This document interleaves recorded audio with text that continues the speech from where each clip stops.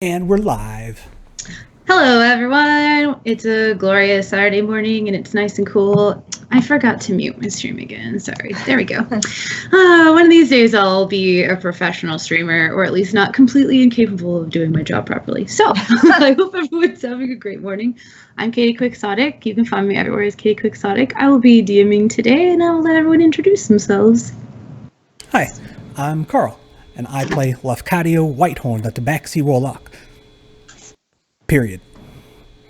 I am Vinny, and I play Cael Irvine, the half-elven cleric of Denier. Period.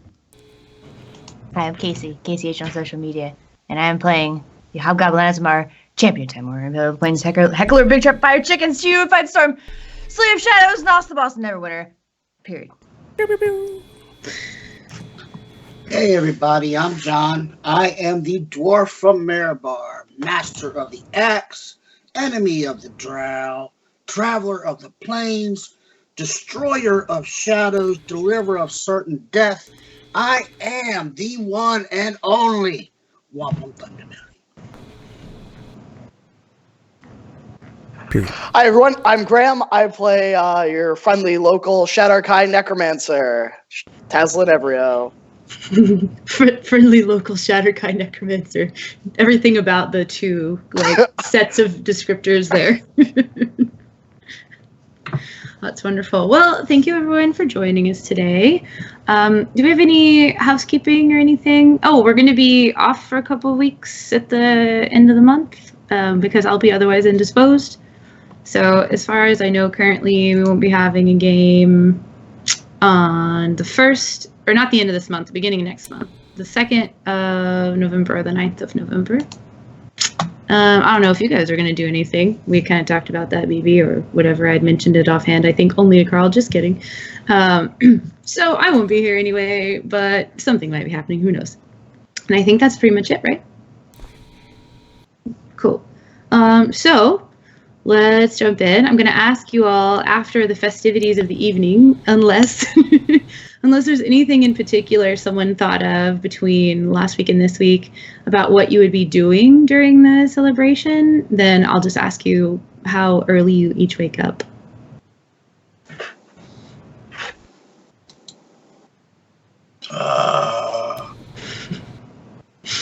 And perhaps how you're feeling this morning.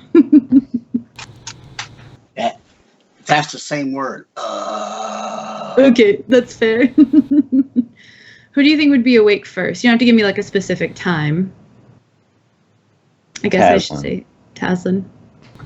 You did get sleep, which is kind of weird for you in general as an elf. Yeah. I'm sure that was pretty trippy, and I'm sure Tazlin wakes up a little bit later than usual and drinks some water and stays in bed and doesn't move. That's fair. That's fair. I wonder what you pass out drunk equates for an elf. Do you weird trippy trance? Is that what it is? Like you're not completely asleep, so you just hallucinate a bunch. Maybe it's dreaming for the first time. Yeah. I bet it's dreaming in different colors, and then also you're remembering previous events that have happened in your long life, but it's distorted. So the wrong people's faces are on each other's faces, or they're speaking with different voices, and you're like, what? Oh, make the nightmare end. I love it. How early in the day do you think you wake up, Lafcadio? Or late? I don't reckon I drank very much, so a normal time, just with the morning sun. With the morning sun? Okay. What about you, Nas? About the same. I probably would want to sleep in, but there's just too much to do and a lot weighing on my mind. In fact, I think I'm going to go take a dip into whatever was left over from last night. Hair of the dog. That's fair. When you do wake up, as you do, each individually, of course, Mama Thunderbelly has food that is either out and ready for you or quickly brought to you once you kind of shamble your way out or wake comfortably, depending upon the state of your being. Cael, how early do you think you wake up? Pretty early. I imagine Cael's the kind of dude who doesn't really sleep a lot. Yeah, you spend a lot of time evangelizing and not as much time drinking, so. Yeah. So that helps. So would you say pretty early is like mid-morning or like midday? Or like or morning? 5 o'clock in the evening. No, like, like whatever 5 in the morning is, like just before dawn, kind of. Okay. So the three of you are up pretty early. Why don't you tell me about what your plans would be, Lafcadio, Nas, and Cael, for the first like couple of hours of waking up? Prepare my spells for the day. Okay. It doesn't have to be anything special. Just if all you're doing is eating breakfast and like stretching and being wary of things to come, then that's fine too. I'm gonna be on one of the decorative doorways doing pull-ups while having a bottle in my mouth and drinking it at the same time, and just multitasking generally. I love that. Okay. What about you, Lafcadio? I guess I'd be watching everyone, having a snack. And, well, I think Wampum did his bit. He certainly looks like he has the favor of his deity. Where to next?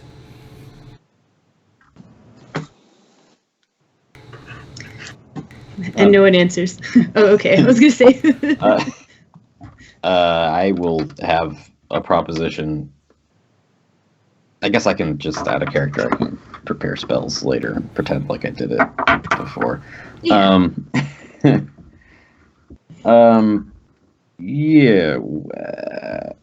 I think it's finally a good time for me to just wrap up a loose end. Okay. And I would like to propose that we go to the Feywild. The Feywild. What do you hope to find there? Remember, like, the whole reason I left Eltergard was to find my mother. She's supposed to be there.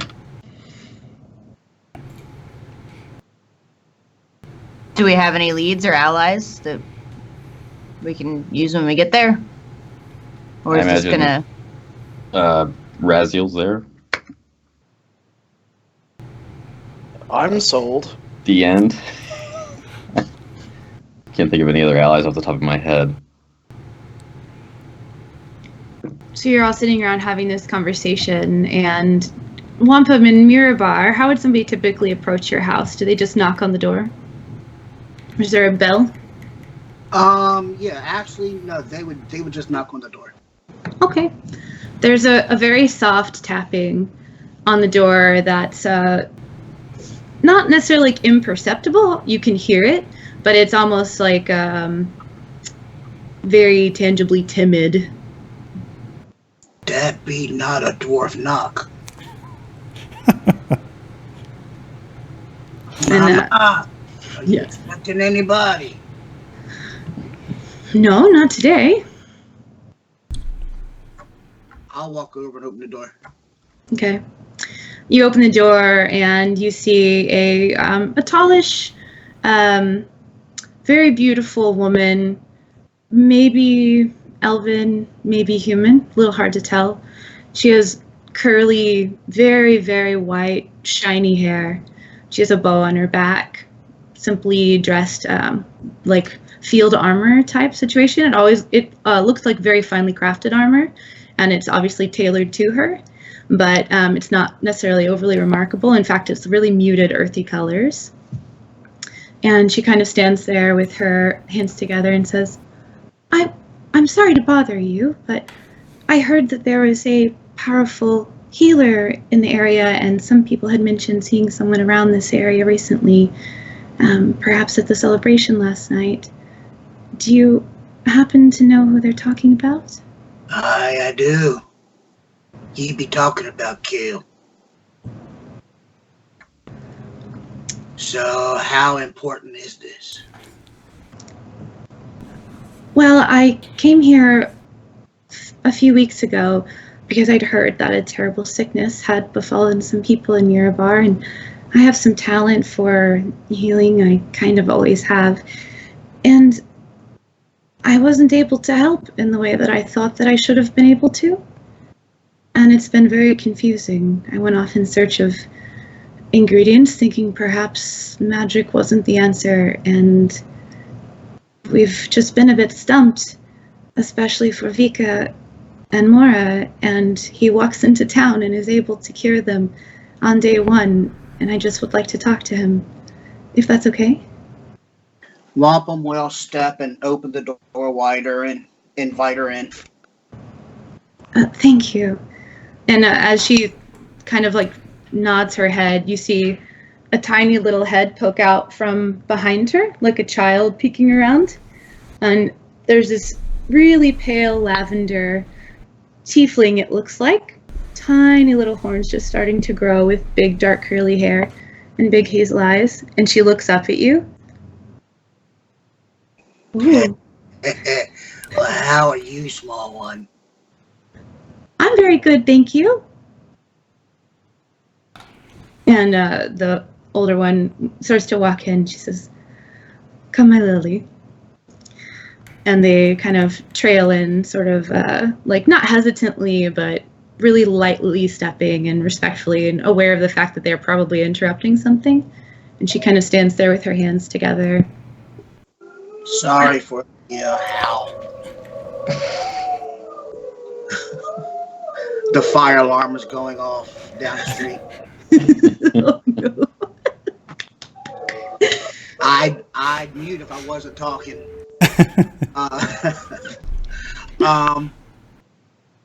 I will invite her to the table.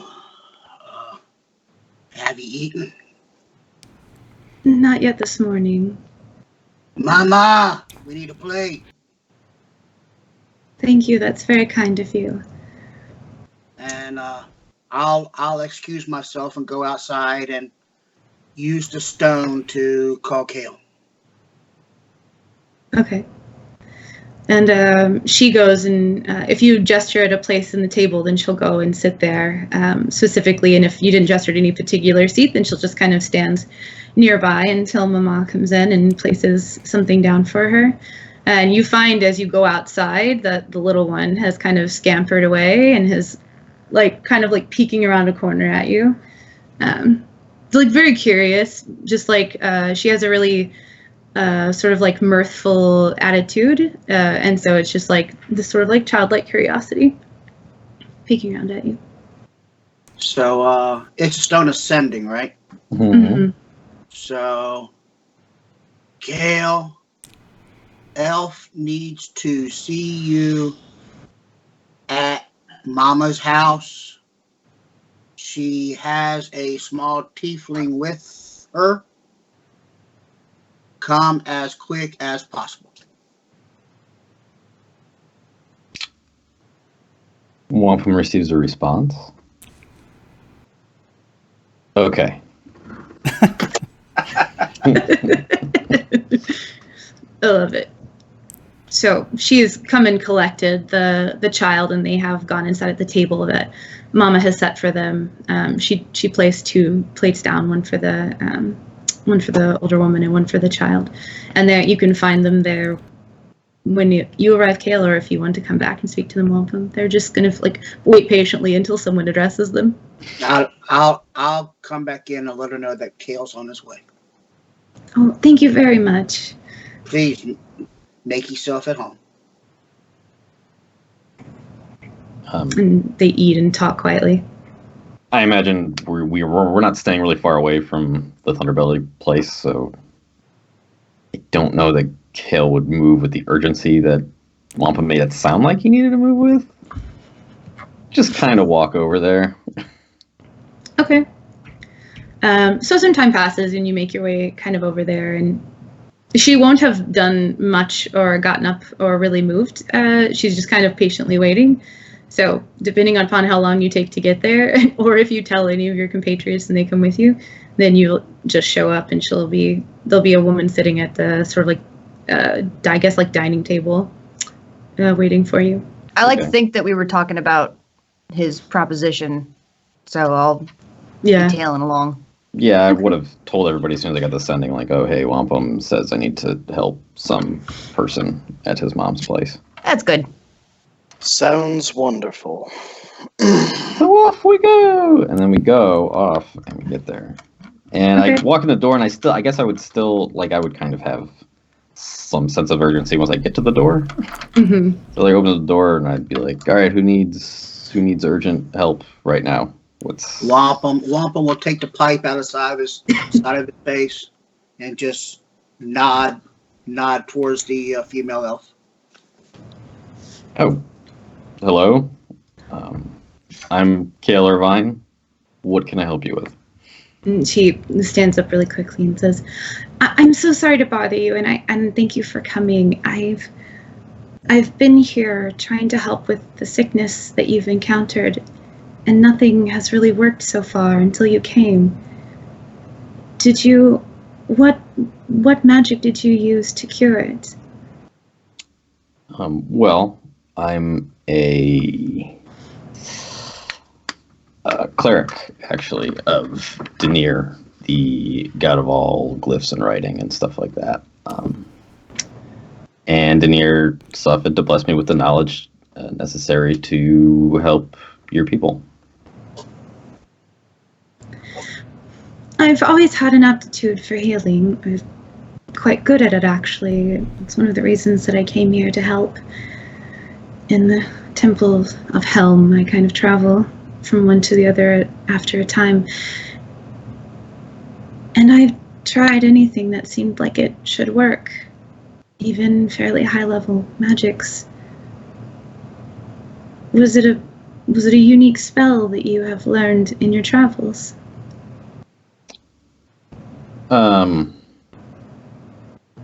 Shit, was it? You used Lesser Restoration. Oh, okay. Yes, it was a prayer that doesn't call on too much magical power. Prayer of restoration. Yeah.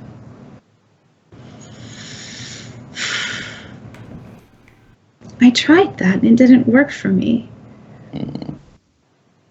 I went in search of plants I knew would be helpful and restorative and curative for diseases, and nothing has worked. Vika and Mora had been sick for so long, it wasn't based on the cases we've seen, it wouldn't have been long for them. And sorry to interrupt, but what god do you pray to?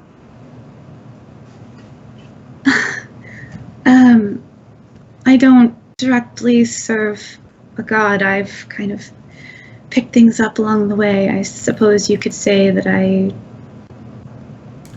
am sensitive to the magics and creation of the earth. Not exactly a druid, but she kind of taps the bow on her back. I travel a lot. Some might call me a ranger. I have no further questions. That blows my hypothesis straight out the door.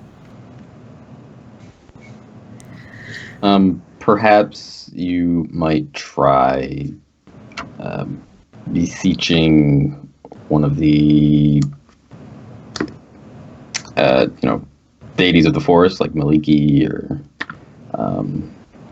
Sylvanas. Timora welcomes all, just saying.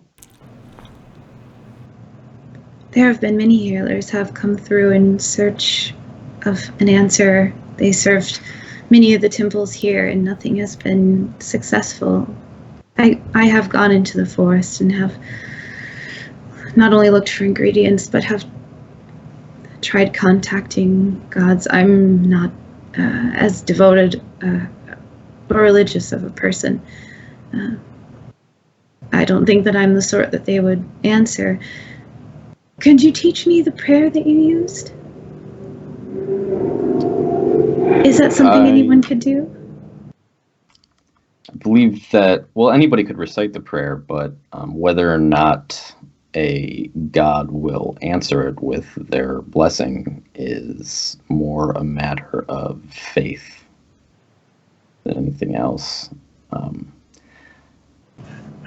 I could, if you were willing, I could show you the light of Denier in more of an official capacity, and perhaps he would see fit to grant you the ability to utilize this prayer.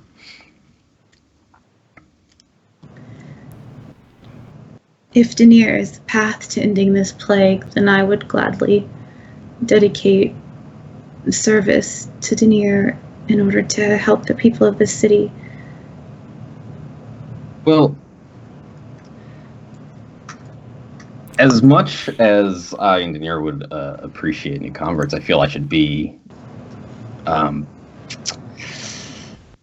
don't know, very forthright with you about this. Denier's a god of knowledge, and knowledge is, I believe, the path to solving any problem. However, there are many gods that you might have more in common with or more in faith with that you would feel more comfortable serving. Do you understand? I do. It's not that I'm not comfortable with the idea of service to a god. I spent many years tied to an otherworldly being, you might say. That life is behind me now, but it's not altogether unfamiliar. Okay. If you would prefer not, then I can continue my search elsewhere, and I understand. That's fine. I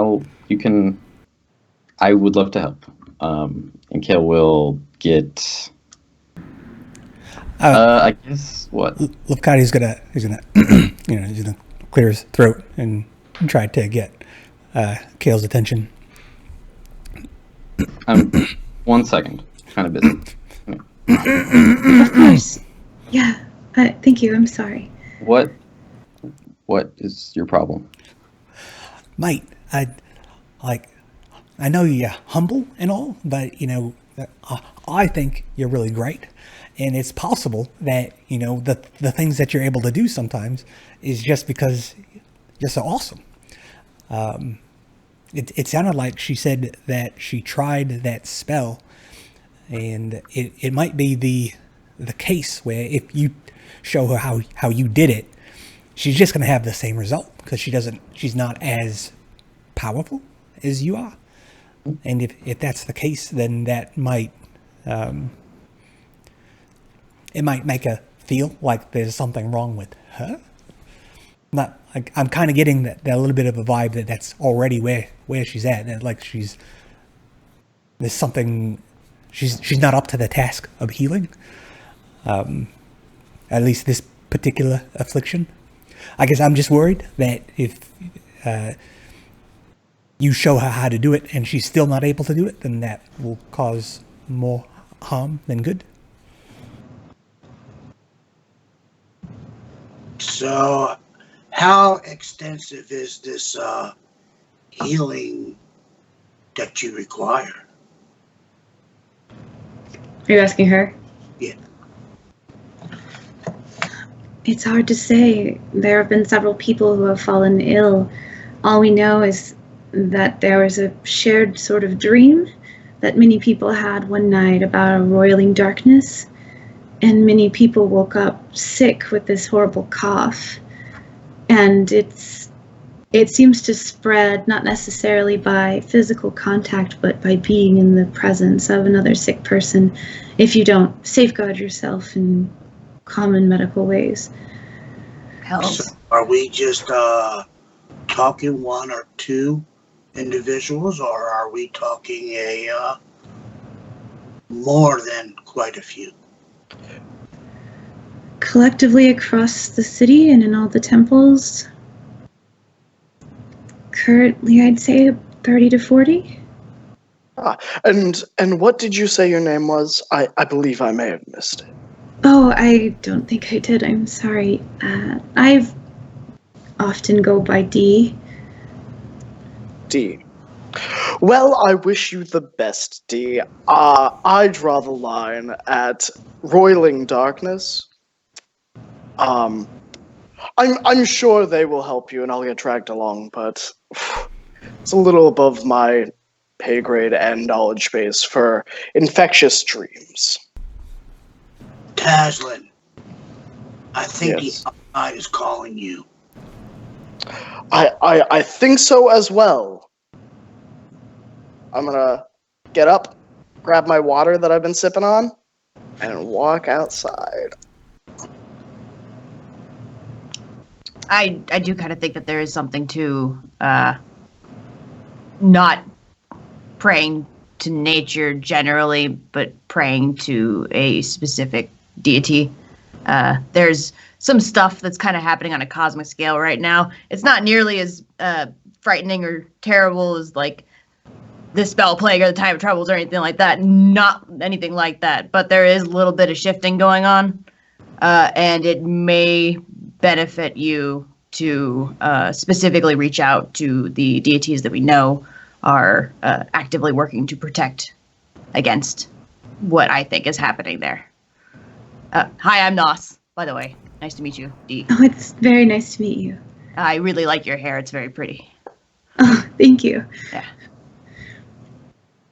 Yeah, so we know that Moradin's doing pretty well. We know that Timora is doing well, to our knowledge. Pretty sure I would have felt something if it wasn't that case. Nobanion's holding in there. He's the Lion King, Lord Firemane. Right now, that's, I think, all we are sure about being stalwart in the defense. So if there are any temples around here to them, I know Moradin's around. So maybe it would be worth taking shelter in that specific temple as opposed to just any temple or a natural temple that isn't connected to anyone. Their clerics have tried as well, and it's been very difficult. We're able to sort of suppress things in a way, but this was the first time someone's been fully cured. And you said that Denier is more of a god of knowledge, but the stories I've heard have been you with a fantastic light that floats around you. I think I'm moderately familiar with a magic item that is similar to that. Oh, yeah, and he takes out the drift globe and he just activates it, kind of. Like he just has a light spell cast on it, just like turns on like a lamp and it floats. It just lets it go. And she like reaches back and like touches the tip of her bow, and the same light spell or cantrip like illuminates it for a moment, and she dismisses it. Mm-hmm. Yeah, that. Yes. Yes, not to go into my entire backstory or anything, but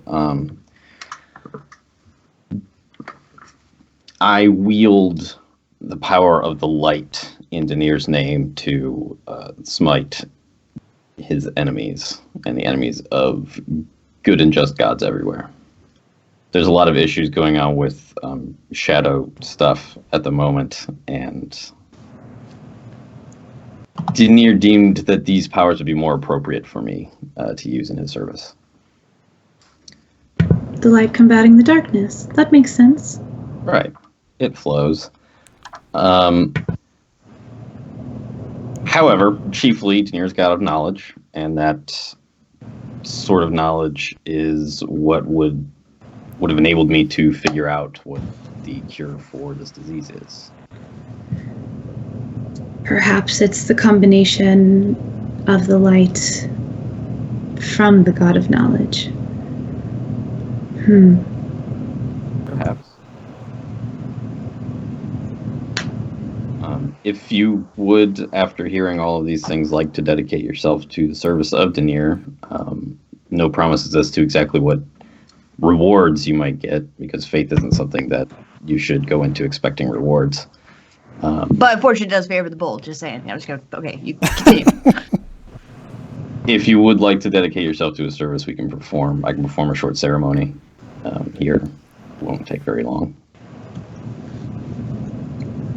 I've been tied to others before, as I said, and if service of Denier is what will help prevent this and give me the knowledge to prevent it from spreading or reaching other cities, then I will gladly act in devotion to Denier. That seems somebody worthy of service. All right. What do I need to do? Should I fetch anything to prepare? No. Cael will get out a pen. He has a pen, like a normal pen from the real world, kind of. And he gets out the blue book that Nos gave him, and he like opens to a blank page and tears the page out and hands both of those things to her and says, write upon this page your pledge of dedication to Denier, and then make your mark at the bottom. If you can write. Can you write? Do you know how to write? I shouldn't assume people can write. Yes. Okay. Then Wait, are you making a cleric or are you making a warlock right now? it's not This a looks contract. a lot like a contract. It's not Okay. a contract. All right. Do you say that out loud? Yes. When you say that, she kind of looks over at you, almost like, not necessarily like overtly scared for a moment, but there's that like bit of, and then continues to write down. Be certain that this isn't a transactional action. This is just you are offering to act in Denier service. This sounds transactional the way I'm starting this sentence. It's There is a bit of a transactional relationship between clerics and their gods. Belief in exchange for power. It's very different than a warlock transaction, though. correct. If you should ever lose the faith or anything, obviously, one of the things you'll need to understand is that you won't have power yourself. It's whether or not your faith is rewarded by your god, and you act as a conduit for whatever god you dedicate yourself to's power, right? So yeah, they're not good. I could sit here and I could teach you the prayer, I could teach you the motions and the components and everything that goes into reciting the prayer of lesser restoration, but that doesn't guarantee that any god will grant you the power to make it work through you. So I will spend some time in service before I try it, but I would like to learn. okay. And I'll give her a minute to write things without talking at her. Okay. And y'all notice that the little tiefling girl has been kind of standing in the corner watching everyone, and periodically she's like mimicking the way someone stands or the way that they move their hands when they're talking, or she looks over at Wampum at one point and stands like that. And so she sits down and she starts to write. Are you going to read what she writes, or are you going to look at it afterwards? No, that's for her. Okay. Whenever she's done, I'll tell her, all right, that's yours. You keep it. Remember your mark. And carry this pledge with you always. And for as long as you walk in the path of Denier, know that your only chief charge is to collect and propagate as much knowledge as possible, preferably in the form of writing. Whether that's teaching people who don't know how to write, or writing letters for people that otherwise can't back home, or to loved ones, or what have you. Or maybe in certain cases, wielding the power of light to banish darkness and lies from the world.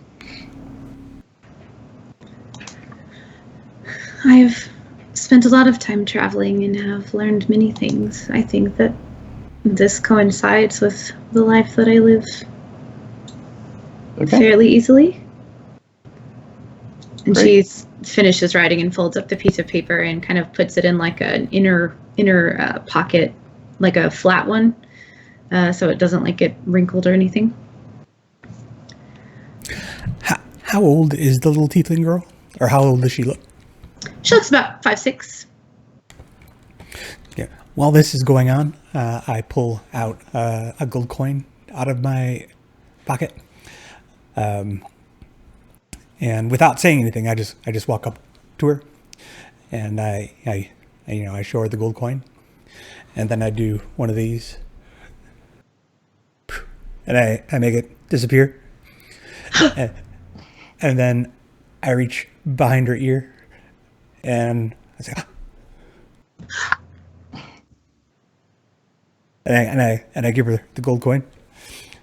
And say, "What's your name, little girl?" Arlie. "Hi, Ollie. I'm Lafcadio. Nice to meet you." Is this a magic coin? "It can be." How do you do it? A magician never reveals his secrets. Ooh. Okay. Clerics do. And she tries to do what you did and it falls to the floor. Keep practicing, you'll get it. Okay. Do you have your instrument on you by any chance? I do. As you, like, she hadn't noticed it before, but as you've gotten closer now, she looks over and she sees it and she goes, and she reaches back into like a big, it's like a backpack, but it kind of looks more like a messenger bag. And she pulls out like what the equivalent of like a child learner lyre would be. And she plucks a few strings and they're really out of tune. I have one too. And she like plays it a little bit and it's definitely like a 5-year-old's third violin lesson. Oh, that's lovely. Thank you. Look, so I don't know how. I guess Alir has tuning pegs, like. Yeah. Okay. Stringed instruments are going to have. They're all going to have like similar tuning functions. Like the strings themselves might be tuned to different notes, depending upon how many strings it has. But this is like a very basic 4-string. Just learn how to play the thing, and so you would know, like, especially because you have a technical proficiency in a stringed instrument, it would be very straightforward for you to pick out the correct notes and tune it if that's what you're going to do. So yeah, I pull out my lute and I say, you wanna try mine and let me try yours? Okay. And she like hands it over.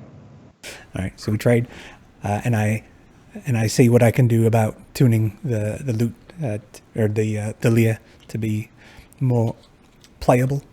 Mm-hmm. And she's of course used to the lyre sort of thing, and so she's not pressing down any strings on the lute. She's just kind of plucking them. That sounds really nice.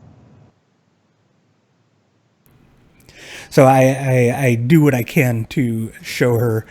It's like this, like these instruments are similar, but here are the differences. And then I say, you put pressure up here on the neck of the lute. This part's called the neck, and you know each section of these are like frets, and you just put pressure here, and then I play a note.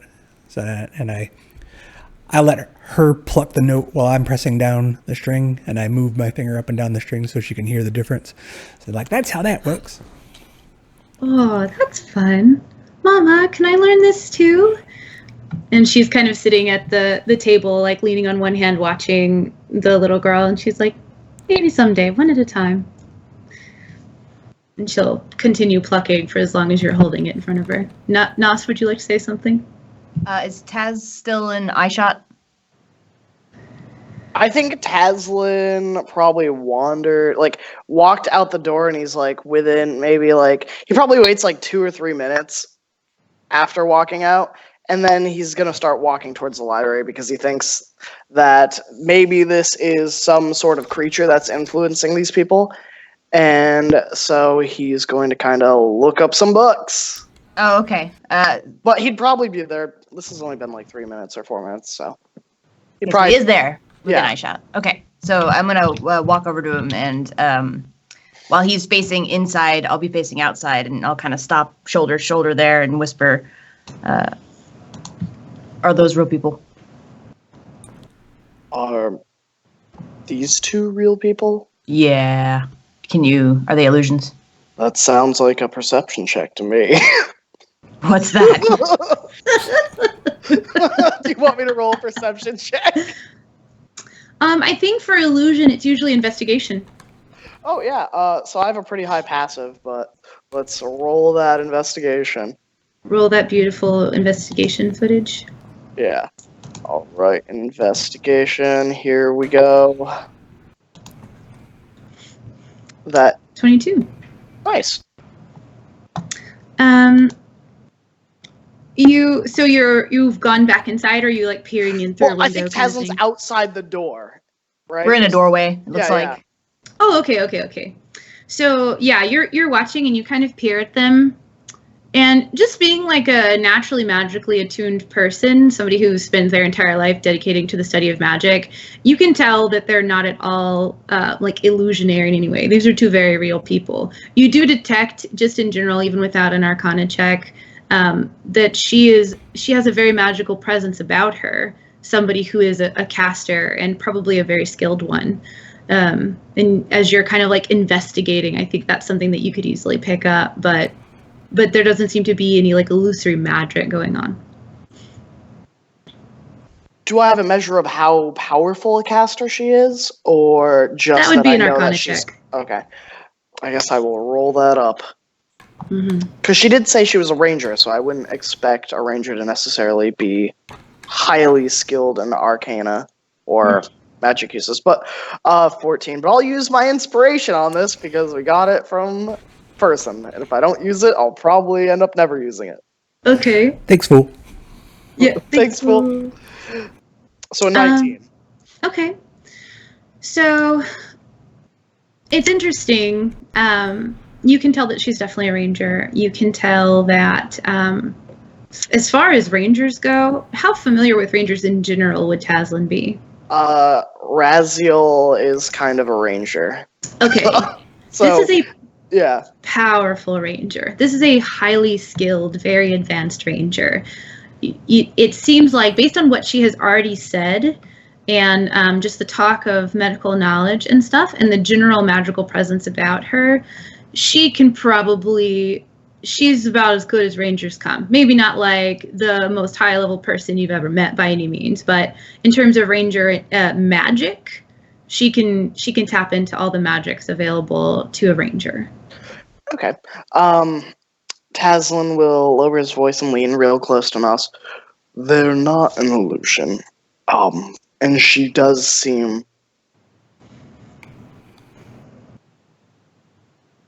Uh-oh.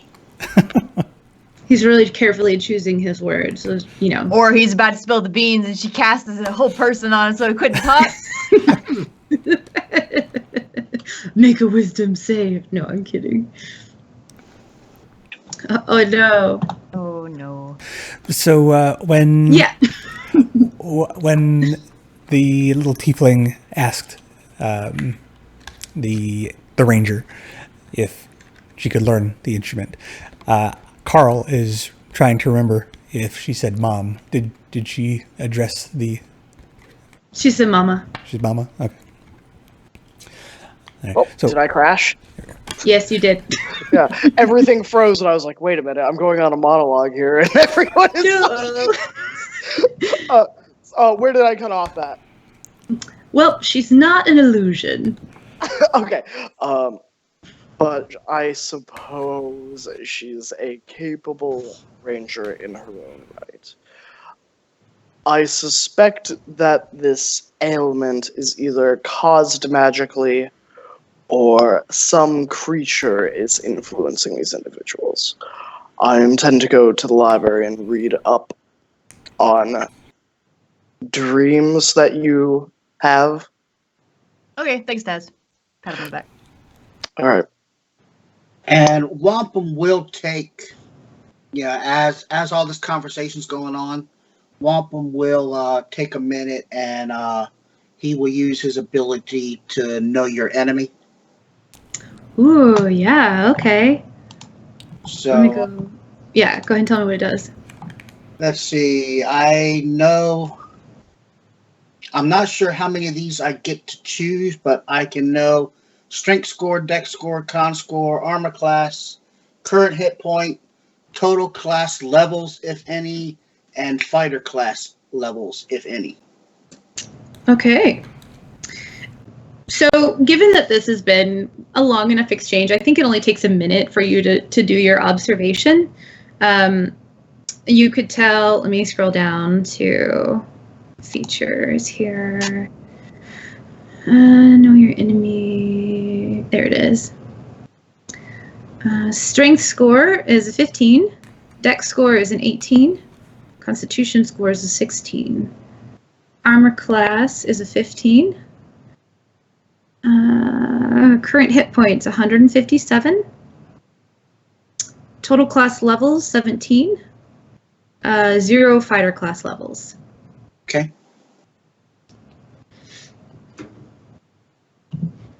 Is there anything you would like to ponder on with that information? No, I'll just pay attention to Okay. her mannerisms. Okay. Do you want to make an insight check? You don't have to. Nah, Okay. I'm good with just knowing her. Yeah, that's a lot of knowledge, so that works.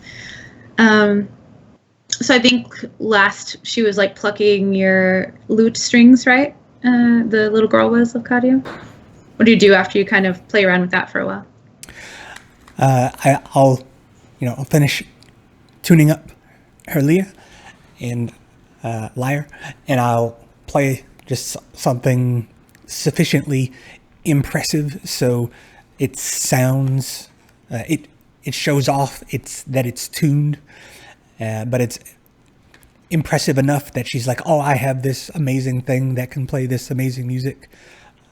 So I play that for her, and then I say, this is a really nice instrument. You're really lucky to have this.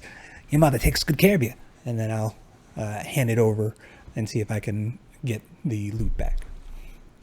Yeah, she'll hand that back to you. Now fully absorbed in her lyre, and she kind of like does the thing that a kid does, really like waves something at someone, like look it, and she does that over at the woman, and then she thinks about it for a moment, and she tries to replicate what it was that you had like plucked out, and did it half and half, pretty okay, like remembered enough to be paying attention, but not obviously very trained in it yet. Unless you have anything else you'd like to do, is that kind of like? Mm-hmm. I'd probably just as someone who often tries to gather information, but also I don't want to get a child in trouble for saying too much. I will try say and try to figure out if they're from here. So it's like. Do you all live here? Do you practice your instrument every day like a good little girl? I practice almost every day. We're not really from, well, I'm from here, like here, but Mom's from somewhere else. I don't really know a lot about it, but I'm not supposed to talk about the Feywild. I know that. And she says like a kid whisper where it's like a little bit too loud, and she like looks over, and it doesn't seem like the other one is like paying her any mind right now, or like she's like motherly attentive where like she is aware of where like this child is at, but there's no like obvious reaction to that. If you're like generally paying attention when she kind of obviously does the like whisper thing. So when she mentions the Feywild, because I have been there, and my eyes will go wide, and I'll look over at Cael. But I'm picking up on her not supposed to talk about that. So I'll say, well, it was really nice meeting you. and I'm sure we'll talk some more later. Okay, you can teach me a song. You bet. I'll walk into another room, out of earshot of everyone, and I'll pick up my walkie-talkie. I'll say, Cael, the little girl says that the elf's from the Feywild. Over.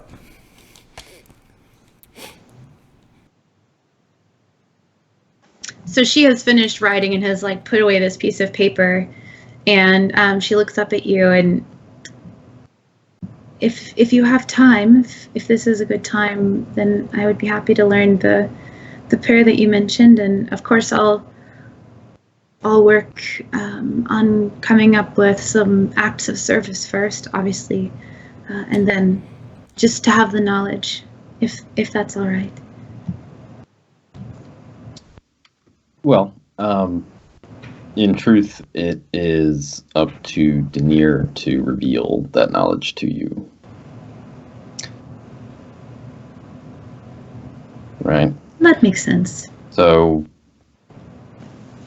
pray to him and see what comes of it. Great faith can be rewarded. So yeah, anyway, we've finished the ceremony spell at this point. It's a ritual. Mm-hmm. So I did the dedication thing. For the next 24 hours, whenever they make a saving throw, they can add a d4 to the number rolled. Ooh. For the save. So the shoot actually feels something, like there's some sort of magic happening. Mm-hmm.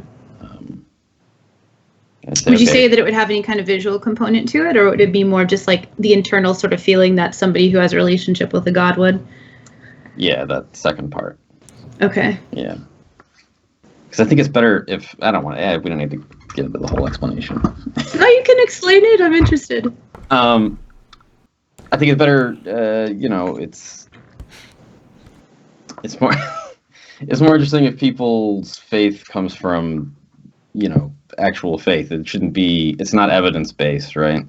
It's not some, despite being for a god of knowledge, it's something that you just need to internalize and just believe in, and having visual components to it makes it less somehow, you know what I mean? It's Yeah. No, I follow you. Anyway. So now that it's over, he'll say, now you mentioned that you are a ranger, correct? Like you've done a lot of traveling. I'm curious, have you ever traveled to the Feywild? Make a perception check. Let me try that again because I fell. I heard it rattle and go. Oh, good. My second roll was, I don't know what my first one was, but it was better than this one. Oh, no. 9. You say the Feywild, and it's just something about her expression changes. The softness has like perhaps a bit of like painful memory or hurt or something behind it for a moment. Not that she hardens in any way. She's generally kind of like a delicate, gentle sort of creature, it seems. But the eyes kind of widen just a little bit and the brow furrows slightly. I'm familiar with the place.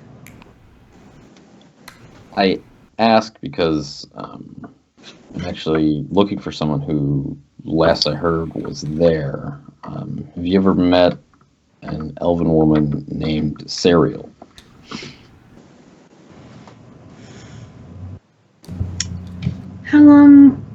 Do you know how long ago she was there, or how long she's been there?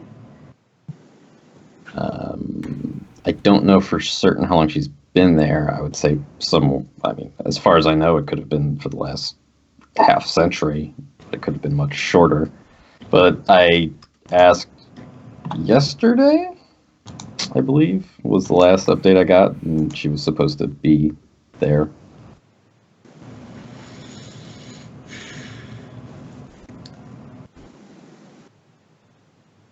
hope this doesn't sound rude, but it sounds like not necessarily like a common name, but it's got a lot of common elements to it, and I'm not sure if I'm remembering somebody, like hearing about somebody, or if it just sounds familiar, but I do have a vague recollection of somebody by that name, a woman.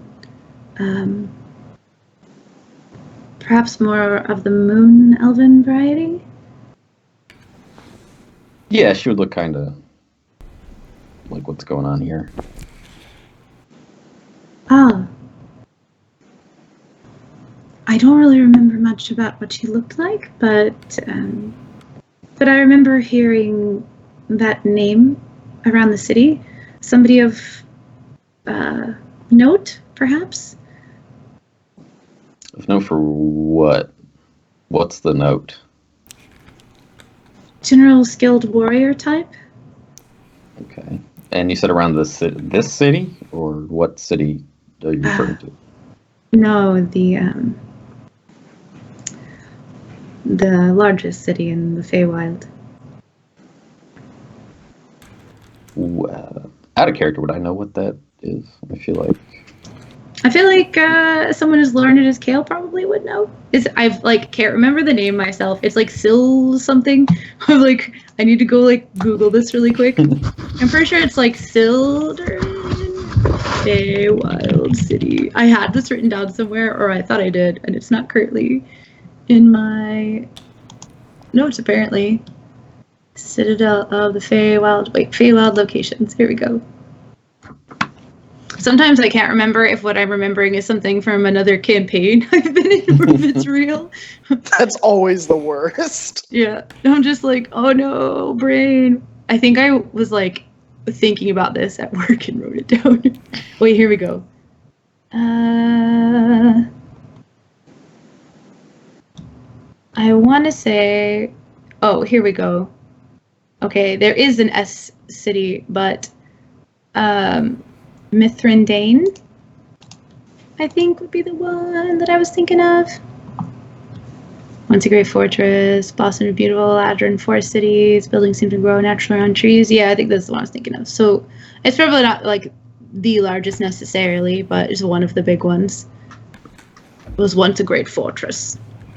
it said it was called something Dane. Mithrindane. Mithrindane. Here, I'll put it in the chat. There you go. Awesome. Okay. And where here do you think that, like, what's the equivalent here in the mundane world?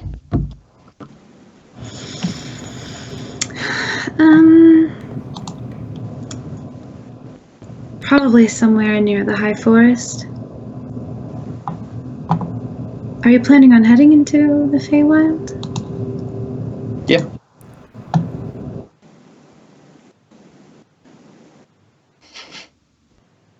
I know it's shocking to hear. She's got Taslim disease. I can understand if you're frozen in terror at the prospect. Other puns.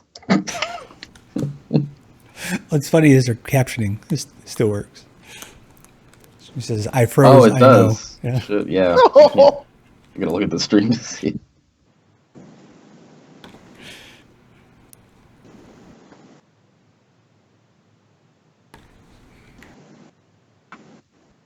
I got nothing else.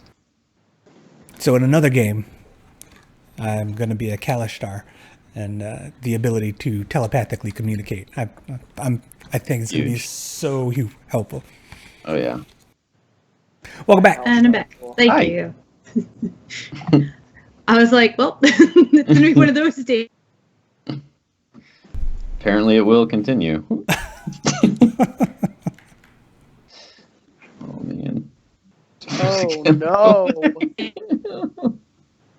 At least she froze with a nice smile. That's true, that's true. Quick, everyone screenshot. Yeah, that is probably the most flattering freeze frame I've ever seen.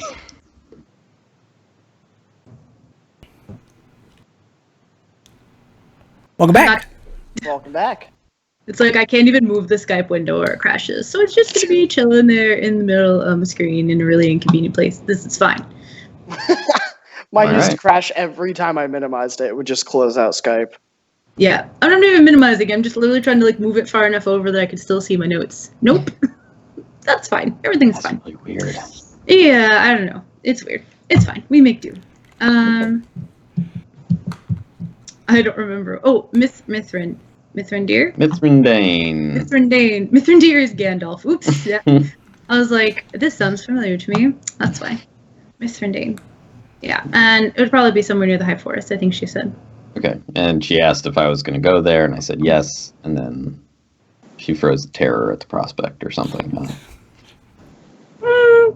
Definitely negative feelings. Okay, I was just making a joke about your screen freezing. Oh no, did I look terrifying? Of course. I can have graceful crash images. I have to be doing something weird with my face. The second one was great. Oh, Looked no. awesome. No, well, like really, you looked very pretty. Like Oh, you were okay. smiling. And Thank you. Good. Yeah, so yeah, there's obviously negatively associated emotions. But it seems like she's either able to mask it well or she's just kind of difficult for you to read in particular. Okay. Is there anything he'll ask? Is there anything in particular that I should know before I go there that you're aware of, or any dangers, anything like that? Have you ever been before? Not to that specific location, but I've been to the Feywild before. Then you know the dangers. I have not been in quite some time. I don't really ever want to go there again. But you've been very helpful.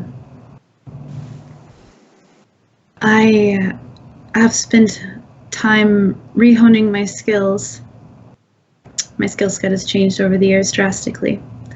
But one of the things I've picked up on the way is how to get a feel for the natural sort of portals that lead from one place to another. And I do know that there's a portal to the Feywild nearby. Oh, no way, me too. I forgot about that until you just said that just now. This happened actually a long time ago. The first time I think we went to the Feywild, Cael gave his true name to a satyr, I believe. And in return, he granted Cael the ability to detect Fey portals within like a mile or something. So where's the one that you know about then? What's the name of the satyr, though? Tickle bottom. It was Tickle Bottom. Tickle Bottom!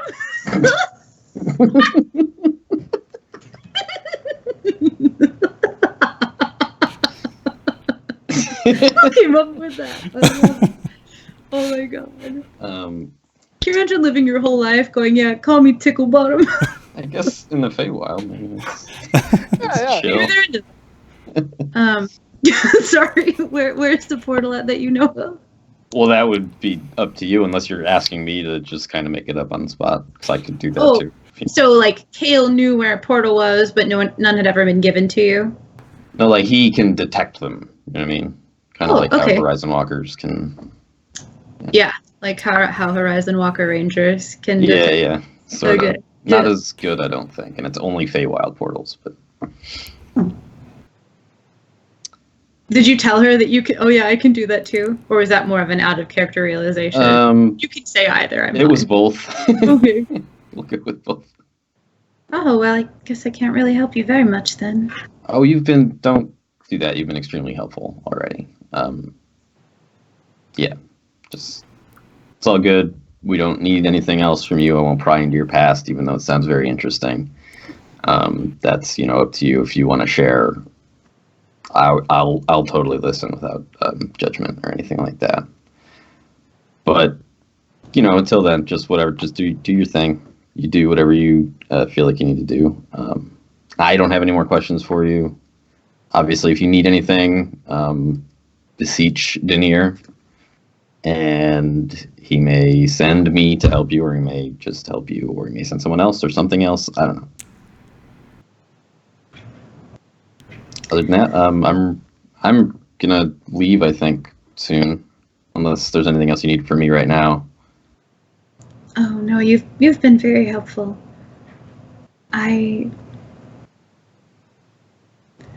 past is long behind me, and I have found new paths that I can walk as happily as I can. And she kind of glances over at the little girl. I don't really have any information I think that can help you, except perhaps saying that past mistakes and the wrongs that you might have committed or others don't really matter. All that matters is what you do when you go forward. And if you forge a good path, then it doesn't matter what anyone else has to say about it. So if you're going there for answers, you might find them, but you probably know the answer within yourself.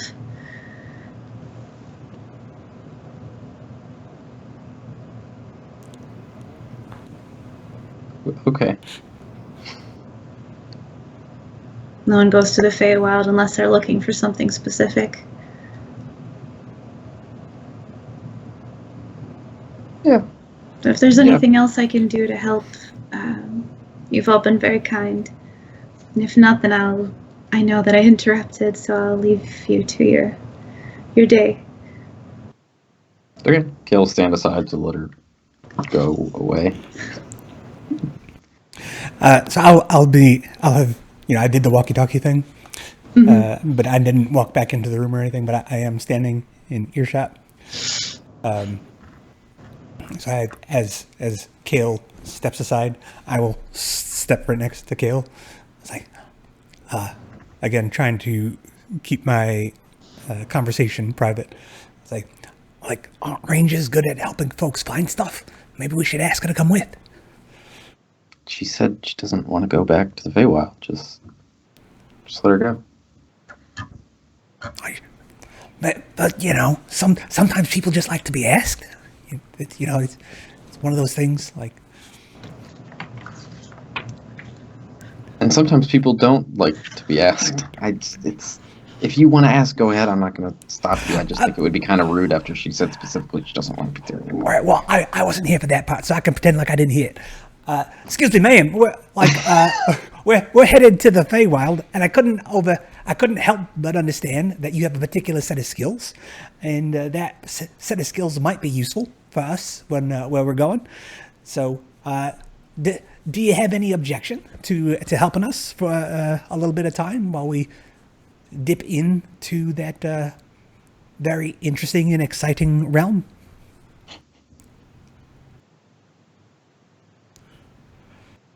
I promised myself that I'd never go back there again. Okay, well then you don't have to. It's fine. You can. No pressure at all. He likes acquiring people, I think. I can tell you to watch out for the flora with the 4-pronged pistols, if that helps. Absolutely, it will help. It's the part of the flower in the middle. And she's like seeing Lucario make weird hand signals. Right. All right. Well, yeah, that'll be super helpful. And yeah, no worries. We're happy to. Okay. Bye. Okay. Thank you again, all of you. And she looks over at the little one and says, "Come, my Lily." And the little girl kind of like trails over and she reaches out and takes her hand, and they kind of head towards the front door and just leave unless someone stops them. I'm good. I'm pretty far away at this point. Yeah. So you're going to the library in Mirabar? Yeah, Tessa just straight up was like, nope, wash my hands clean of this. I am not into this. Grade, and they said one of the 3 words I don't want to deal with right now. Wait, which word was that? Shadows. Oh, right. And he was like, all right, go into the library. And I think, after his discussion with Nas, he, went in and just started pulling books off whatever shelves he can find that involve, monsters that involve dreams. Psionics? Maybe. Or, self-help books, maybe. Just, makes, a stack. And, he reads, maybe, the table of contents, 4 select pages, doesn't find what he needs. He's like, oh, this is useless. Chucks it across the room. Yeah, go ahead and make an investigation check. A 26. I expected nothing less. Let's see here. I'm just gonna see if I can figure out if Mirabar's got a particularly great library. Kind of more of a crafting mercantile city. I'm sure they've got a decent library though. Okay, so you start looking through like self-help and medical books and things like that, and you don't really find anything useful. There are a couple of and you like almost didn't even grab these, but they were kind of like next to something else you wanted and had like an interesting looking spine, and you're like, maybe histories of whatever. And there have been talks, like there's like little bits of information throughout this like these couple of history books of like plague-like things that have impacted various areas. Nothing sounds like it's exactly similar, but there's like a precedent vaguely for like magical sicknesses, usually spawned by some like malicious entity, or then of course there was like the spell plague thing, but that sounds way different than whatever this is. Definitely not that. Yeah. Yeah. So it's like, okay, this isn't altogether uncommon. Like, it's not common, but it's not unheard of. Okay. Yeah, I think Taslin just pushes all the books like across the table. He's like, none of this is helping at all. And then he takes a moment to collect himself, and he's like, all right, Taslin, you can do this. You may be hungover, but that doesn't mean to get emotional. They need you, because they're all going to die if you don't be there. So you need to be strong for them, and you also have to be smarter than them sometimes. So I'm going to have to get pumped up and get ready to tackle this day. So, what spells do I think I need today? And he'll like go through his spell book and he'll like rifle through them, and then Iskar will be like perched on his shoulder, and I'm assuming Iskar is just like nibbling on books or something. Or maybe like nibbling on like threads from his robes. Yeah. Iskar's the whatever raven, crow right? things he does. Crow, that's what it is, a crow. No, Yeah, I guess he's a bat, because I never changed him back. that's right. So I guess So he's just hanging on the inside of the robe. Like from a pocket on the Yeah. inside, just like, wrapped up and chilling. Yeah. Or warm, actually. And Taslin will take a moment, and seeing that he hasn't found anything in this library, he's going to start walking back towards the House of Mama. And I think he's probably going to get distracted on the way, and he's going to buy like a 12 thing of jelly donuts. And he's just gonna like have this whole pack of jelly donuts and just like walk in like on his 4th donut by the time he gets back. Oh yeah. What Nas, what were you doing after your conversation with Taslin? What, that was like yesterday? No, the one earlier where it's like, are they fake? What's going on? Oh no, here? I've just been paying attention and watching, and generally my gist, if I'm being quiet, is I'm carefully observing the surroundings, and I am more or less at the ready for combat at all times. Fair. So you're carefully observing the surroundings, and this woman and the little girl have taken their leave and they've exited, and in walks Taslin with a big jelly donut in his hand, just taking a big bite of it, and that's you're the first one to notice. If I'm gonna. One. Oh, okay. Okay, yeah, I'll take you up on that. I'll give her the 5th donut. Cool. Awesome. Thanks. And you're all left to your own devices. Mama is kind of scuttling around and changing out sheets, doing like ledger work and stuff after the party, like follow-up arrangements and things like that. Just kind of like generally around. Wampum will look above the hearth of the fireplace and let Mama know that I have some artwork coming. We need to make a space. Oh, how much space?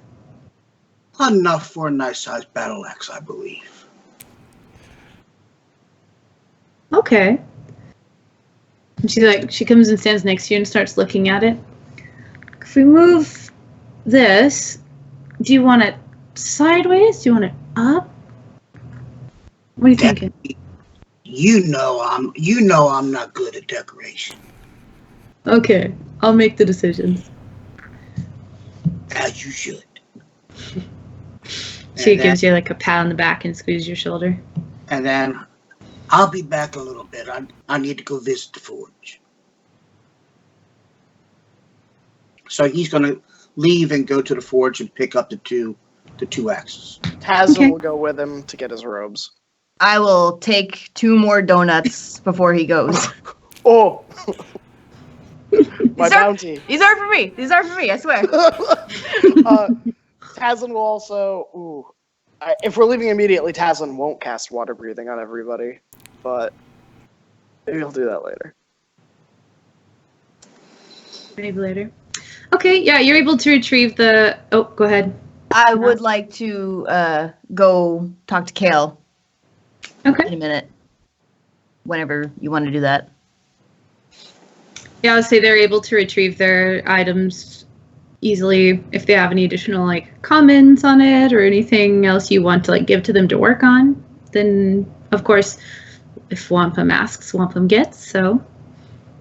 And I'll give them a nice tip for the craftsmanship. Put it away. It's like, thank you. Tazlin, nothing else for you either? Oh, I wasn't expecting to thank them. I was just expecting to take my items and go. No, yeah, they're kind of like, here you go, and like, do you need anything else? Sort of like, you're here with Wampum. Whatever it is you need, they are going to help you with. Tazlin is not in the mood to talk to him. He's going to let Wampum handle all the talking. He's just going to take his robes and divest completely. Wampum will tap on his shoulder and give him a cross-eyed look. Open ye pouch, fool. If you insist. I'll open my pouch. I'll take out some gold. Okay. And they accept it.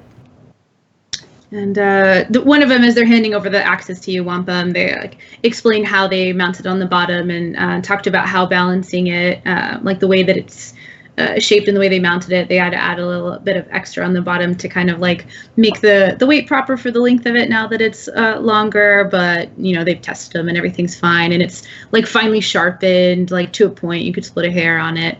And your robes come back, Tazlin, with they've taken the scales and it looks like they've kind of shaped them, probably with heat, obviously forged, but they kind of like fit snugly over your arm, where the robe now kind of has like these scales that curve down and around your arms a bit before it hangs down.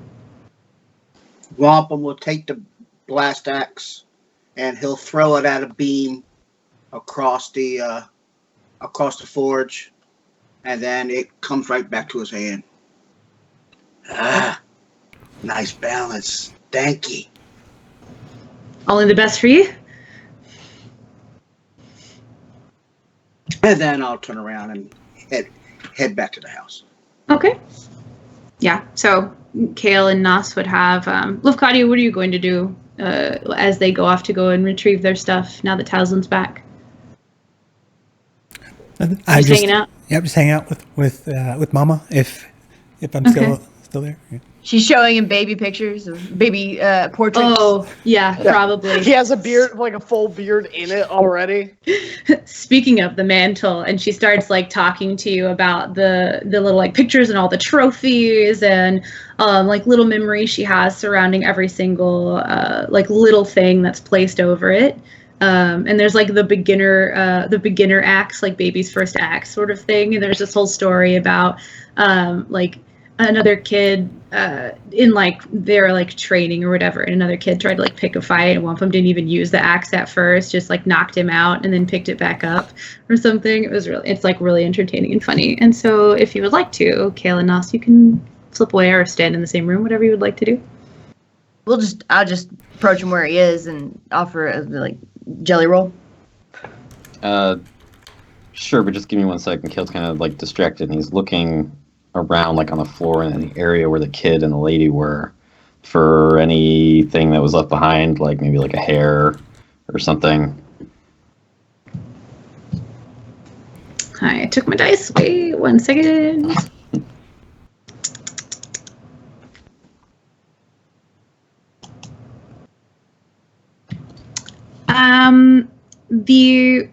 The little girl didn't, there's nothing like around where she was at. There's like not even really footprints or anything, obviously. Like their shoes were clean and the house is clean. So she didn't leave anything behind. But if you look where the woman sat down, when she sat down, it seemed like her armor might have like slightly caught on one of the chairs a bit as she stood back up, and like a little tiny like bit of a curl must have been pulled off, and it's just kind of like sitting in the chair with this like almost opalescent white hair. Yeah, I'll take that donut. And he just kind of pockets it. Slim! Oh, excuse me, Mama. Up. And I just look in time to see a donut flying at my head and catch it. So, Cael, why now? Kind of weird timing, isn't it? Yeah, I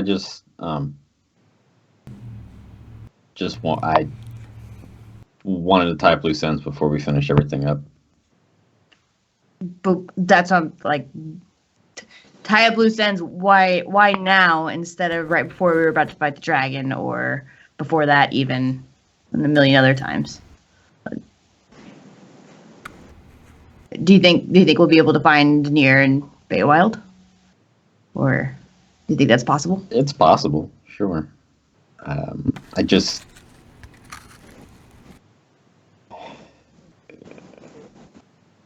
remember the other night when I told you that there was just a lot I didn't understand about myself.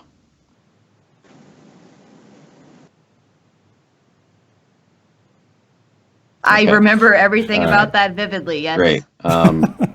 So I really want some answers. Oh. Okay. Yeah. All right. Yeah. We'll see if we can maybe find some way to contact Nier at the same time. That would be convenient. Maybe I can ask around while you do that or something. If we could find a way to control the flow of time when we leave and have it. You can do that? No, I'm asking if we could find a way. If you asked around, or I can also ask around. But I mean, like, how is that even a thought in your head? It just seems like anything's possible, right? Yeah, I guess so. It's creative. Okay. Yeah. Will do. So that would be extremely helpful.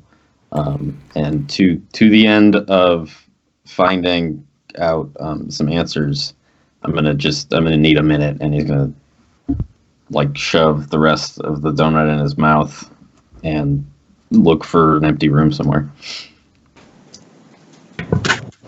Yeah, there are empty rooms. There's the rooms that like Wampum and Nos stayed in, and then there's like other guest rooms, and there's like a study type area. Okay. Yeah, he'll go into one of the guest rooms, I guess, and he'll just he'll take some incense out of the bag of holding and light it up with the firebolt and scorch the floor a little bit and be like, oh shit. Rub it off. Oh no. And then he'll sit down and meditate while he chews very thoughtfully on the remainder of the jelly donut. And after 10 minutes have passed, he will finish ritual casting the commune spell. And that tells you about So stuff in... Yeah, go ahead. You contact your deity or divine proxy and ask up to 3 questions that can be answered with yes or no. You receive a correct answer for each question, and obviously divine beings aren't necessarily omniscient, so you might receive unclear as an answer, or in the case where one-word answer could be misleading or contrary to the deity's interests, the GM might offer a short phrase as an answer instead. Okay. So, he tries to contact Denier, and he asks, was the person I was just talking to disguised?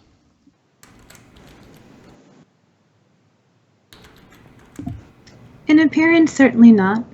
And not an intention. Okay. But she wears a mask where a part of herself is buried away.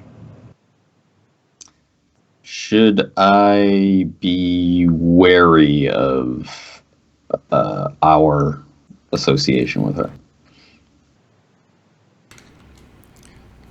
She has a good heart. She has suffered a lot, and she wants to help. Are the 2 of us, her and I, blood related in any way? No. All right, thank you. That's it. I'm good. I'll rejoin everybody out in the foyer or wherever the hell. And Wampum will walk in with the 2 battle axes. The normal +2 battle axe, he's going to hand to Mama and say that the pommel is one of Narenvain's fangs that I yanked from his face. That's my boy. She's like holding it up and looking at it. So I think that should be that should have a place up there. Right in the center. I know you'll make it look good.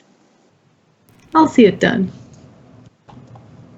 And she like starts like looking over at everything, and like you can tell she's like planning what to move where and stuff, and just like looking at it and the size of it and starts thinking about it. Alright, so what's the plan for the day?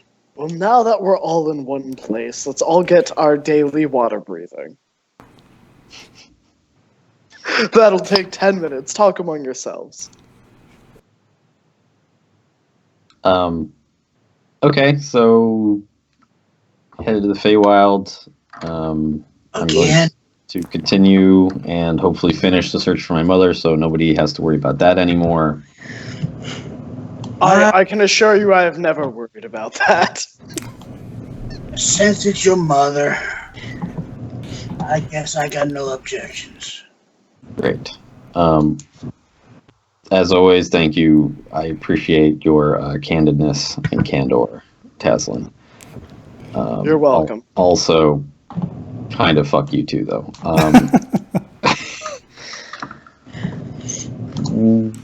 While we're there, I already intimated this to us, but while we're there, if anybody could keep an ear or eye or other senses out for any information that would grant us the ability to control the flow of time when we leave the Feywild while we're there. Because as those of you who remember know, when you're in the Feywild, time's different. It takes a while or not a while. It just changes. You could be there for a week and then a day has passed, or you could be there for a day and a week has passed here. So if we could find any way to control that when we exit, that would be great.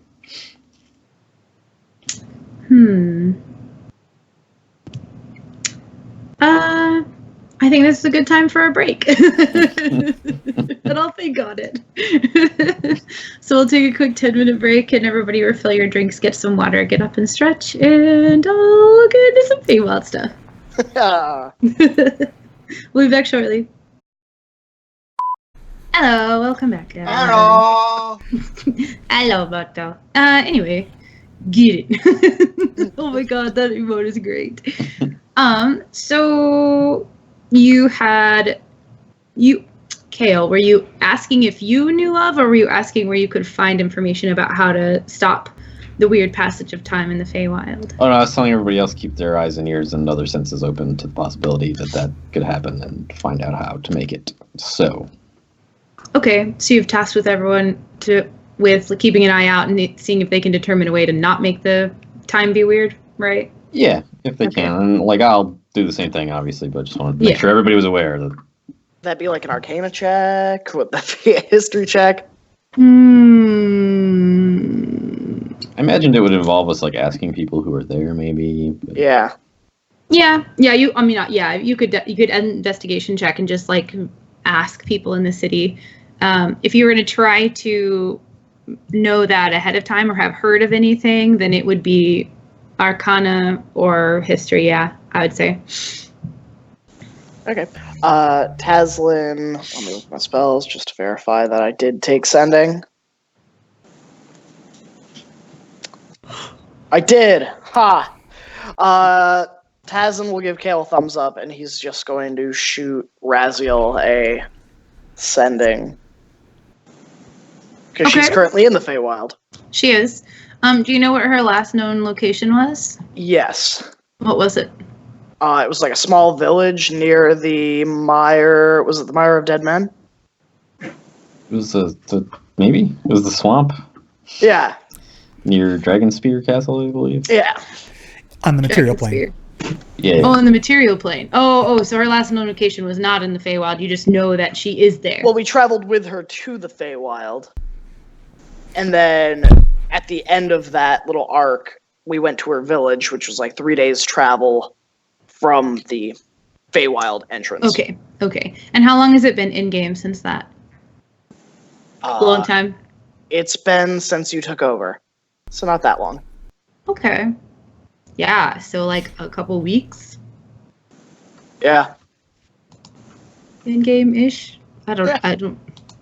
I was keeping track of 24-hour time, but not like how many days time. Let's see here.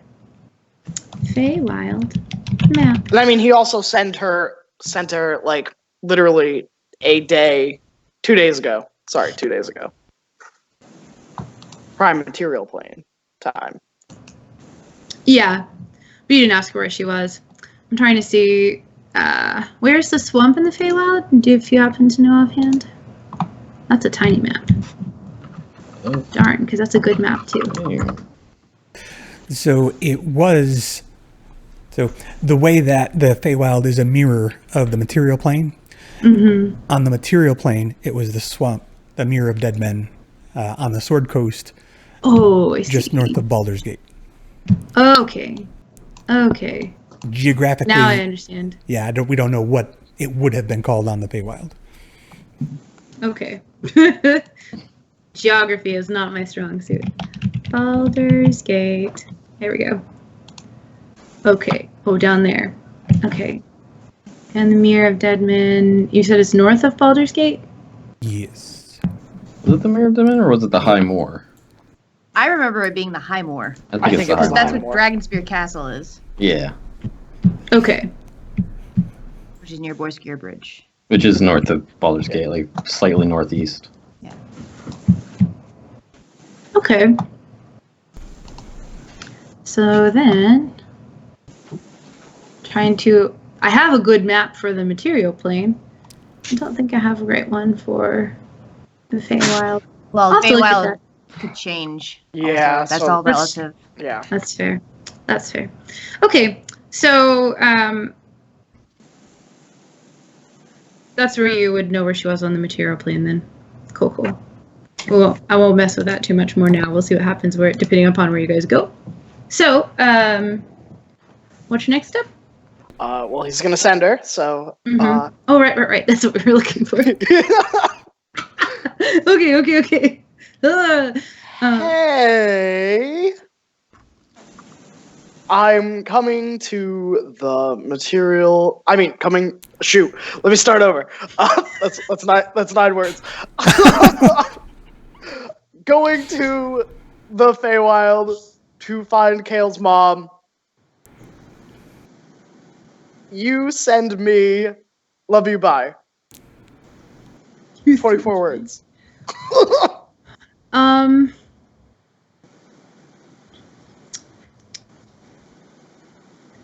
You get a response. Have you told her at all about what you're doing lately? I know you like briefly sent it her. Yeah, I told her that people were stealing divinity to defend holy sites. Okay. We were investigating stuff. And I also said we fought a dragon, or we're going to fight a dragon, and they'll probably be dead. So now she knows I'm probably not dead. Glad you survived. Thought the world was ending. Why are you going to find Cael's mom right now? She brings up an interesting point. Why are we going to find your mom? It's totally necessary. Okay. What would you like me to tell her, Cael? Do we know where your mom is? Do we know where she was? The city of the place with the name. Mithrandane.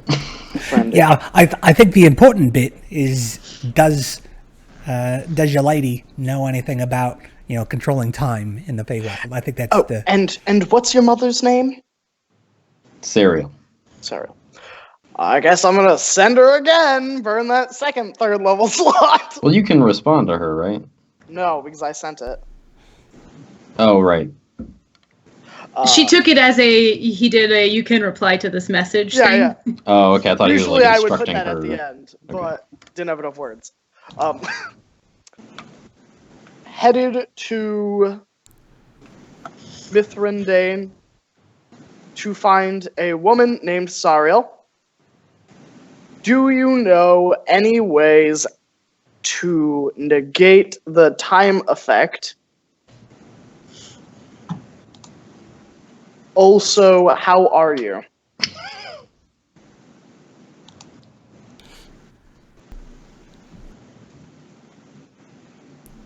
Not sure about the time. Probably the queens or courts. I'm pretty okay. Things here have been a bit weird.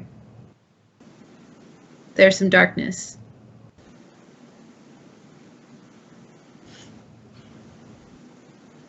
Tasman will shut his spellbook. He'll tuck it away. Well, she advises that we go to the courts or the queens to negate this time effect. Also, things are going down, as they say, and that there is some darkness around where she's from. Well, in my studies of the Feywild, I read about the Queen of Darkness and stuff, of cold and dark or whatever it was. That sounds like a natural thing that happens to occur on the Feywild. Is that what she means, or does she mean something like Shadowfelli or something like that? If you could send her another sentence. I am absolutely not going to send her another sending. Now you know how it feels. I send Cael with the sending stone to say I'm not going to send another sending. Oh, I love it. I send him back. There's no word. It's just like the image of a middle finger. Bird. Sorry.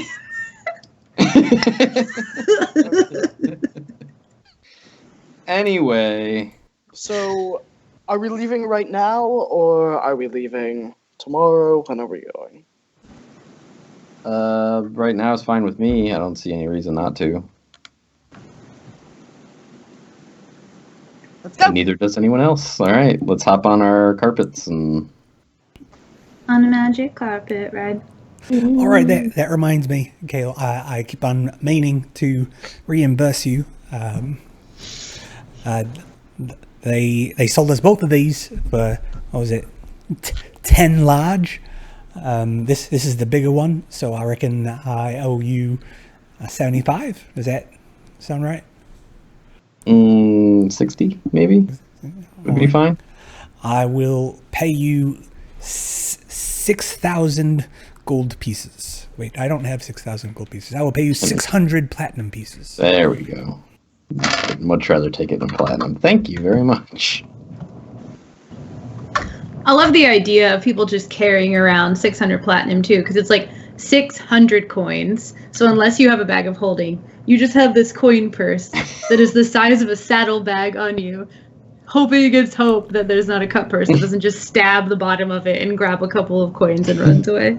Oh, yeah, that right there. That's my backpack full of money right there. You'd be surprised. There are people who travel with backpacks full of money. Like drug traders? Nope. I'll tell you a story sometime. Nothing nefarious. For the record. Just, We'll see. you know. I feel it's more suspicious when you add a disclaimer. Well, because you already said drug money, and so I'm like, no. Absolutely not. Anyway, yeah. You're able to exchange money. I'm not really. Yeah, you guys tell me when you need me again. You continue talking. So I'm assuming we're flying there. Yes. And where is there exactly? I don't know where these portals are. Point in the direction of wherever the portal is. So who's riding with who? Same seating arrangement as before, I guess. I don't know. I don't really care. There are only two of us that speak Celestial, right? Right. Oh, yes, because we need to know Celestial to operate the... So, yeah, same And- seating arrangements. And there's only two of us that may potentially not forget everything that happened while we're there. Right. So if you go with Lefcadio, then I go with literally, with Nos or Wampum, whoever wants to ride with me can ride. Me? Okay. I get on the carpet. Sure, I'll leave it up to you guys. Whatever. It's not my decision. Yeah, I'll hop up on the thing. We'll go. Did you look for a portal? Or can you just naturally feel them? I can detect them. Okay. So we're just within a mile, and I know just where it is. And it's only Feywild portals. You know, we could just teleport there. Do you want to? Absolutely not. Thank you All for right. asking. Though. Yeah, try that in the Feywild. It's a good look. What were you going to say, Lucadio? Wampum, I don't think we can bring that mount with us. On the carpet, anyway. I know. I'll have to come back and get him. That's it. That's all I wanted to say. As Wampum's sitting on the carpet, he's taking out his rope and he's tying himself to the carpet. It's like a seatbelt.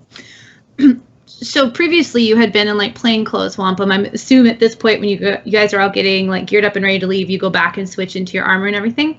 Correct. Once you have regained all of your items, you've put on your armor, you've got your new axe with you, and you pick up your shield, and you start hearing the drumming sound of a weapon on a shield again. Faintly in the distance.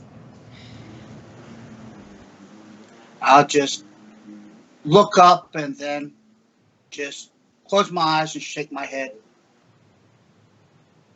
Letting him know that I hear the drums. Okay. And as you do that, you get that feeling in your hand again, as if you've hit the bat. It kind of reverberates out of the axe as you're about to put it away, and you've picked up the shield, and it kind of courses through you like this tingling, and it goes through to the other side where you had picked that up as you're ready to kind of put it away. And you remember when you were first at the sort of holy site, that it was almost as if something were traveling through you and looking for a home. And it seems to flow through to your other hand, and that tingling kind of dissipates, and it feels like it just leaves into the shield, perhaps. And the shield is actually the floating shield? Yeah, your animated one. Yeah, the animated shield. And I'll take it out and I'll flip it over and I'll look at it. It looks the same as it did before. You know that it's kind of mundane until I think you take like an action to turn it into like the floating one. So you were kind of like suiting up and you look at it and it doesn't necessarily appear too much differently, but you have this feeling, it's your shield and you've carried it and you're familiar with it, but there is this like sense of connection to it that you didn't have before. And I'll notice it and just smile and put it away. Okay. And as you all continue on over the course of the next 30 minutes, you'll be able to sit with it. And you'll be able to discern that. Where are my notes? There they are. When you activate the shield, so not in its dormant state, but when you make it an active shield, you're going to gain resistance to necrotic damage. Okay. And that's going to permeate out into a radius around you. You get the idea that this is creating some sort of like a bubble of like the light of the Allfather kind of thing. Okay. That's like going to shield you and others in your general vicinity. Cool.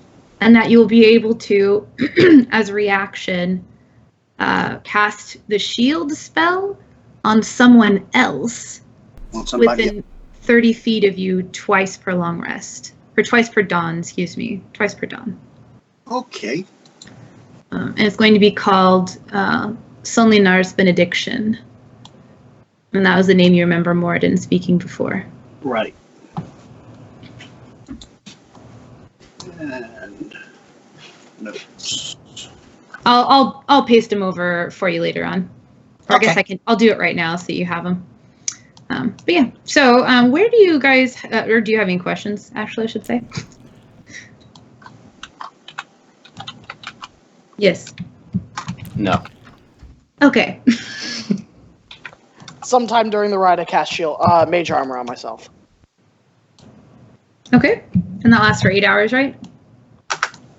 Yes, ma'am. Okie dokie. So where do you head on the carpets? Up and out to wherever the portal is. Okay. So, can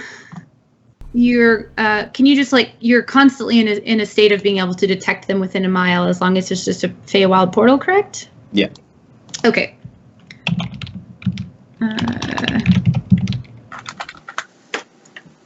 I'm trying to find out the scale to this map. Mirror is a pretty big city. You don't feel anything within a mile of you. Oh, okay. Like most cities would generally be like pretty large in diameter, so you'd probably have to get outside of that before you'd really start to be close to something. All right, wherever the most heavily wooded area is, I guess I'll head in that direction. Okay. The closest forest is Lurkwood, in the south and east. Okay. Okie dokie then. Yeah. Nearby. Oh yeah, it's right there.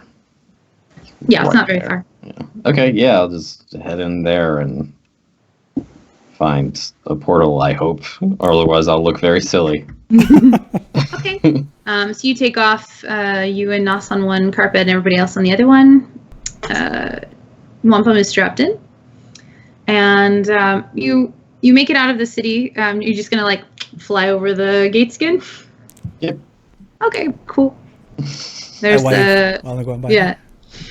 I mean, they know who you guys are, especially in Mirabar. This is... So you take off, you head towards the Lurkwood. And when you're on the sort of outermost outskirts of the Lurkwood closest to Mirabar, you don't necessarily feel anything yet. But if you were to continue to travel further into it, then you would feel the presence of that sort of shifting planar portal. So, sort of almost right in the center of that, literally almost right in the center of it. There's the length of it, and right in the center also of the width, where the K is in Lurkwood. Nice. On my map, anyway, I should say. But yeah, so you could travel in that general direction. Are you going to use the carpets and go over the forest the whole way? Yeah, I don't see why not. Okay. So you guys travel over the tops of the canopy, and as you kind of pass through, I'm assuming you're like keeping an eye out because you might be able to detect where it is, but like you've still got to find like specifically where it's at. Yeah, so I'll find it. Yeah.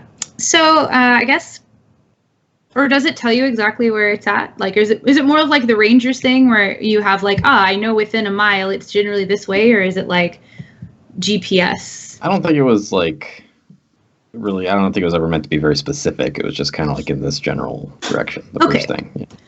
Then why don't everybody go ahead and make a perception check as we travel? Hey, I rolled a 20. Hey, Here's the thing. like a natural 20? Yeah, plus 6. I need to get one of those things. But I'm gonna get one of the ones that makes noise.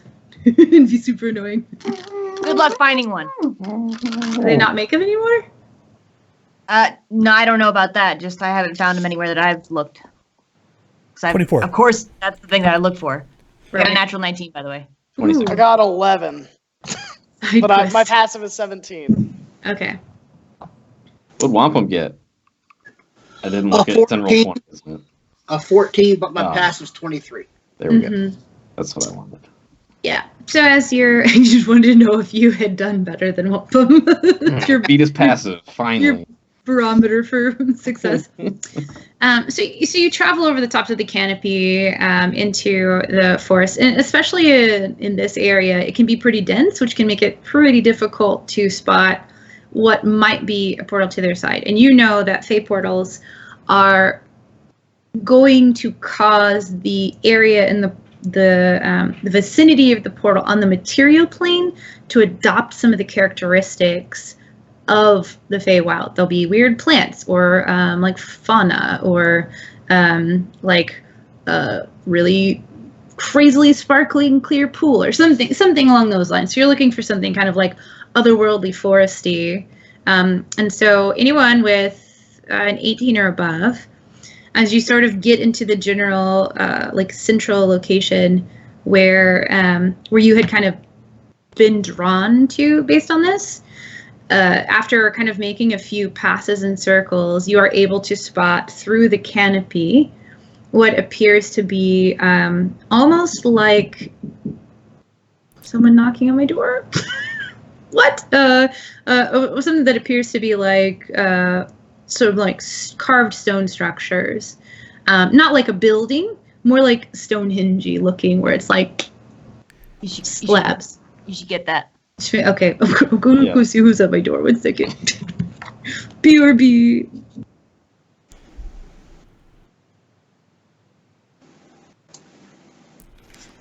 So I am, Oh, go ahead. I'm picturing Wampum's new axe as it's very white handled, almost to the point where it's almost fluorescent,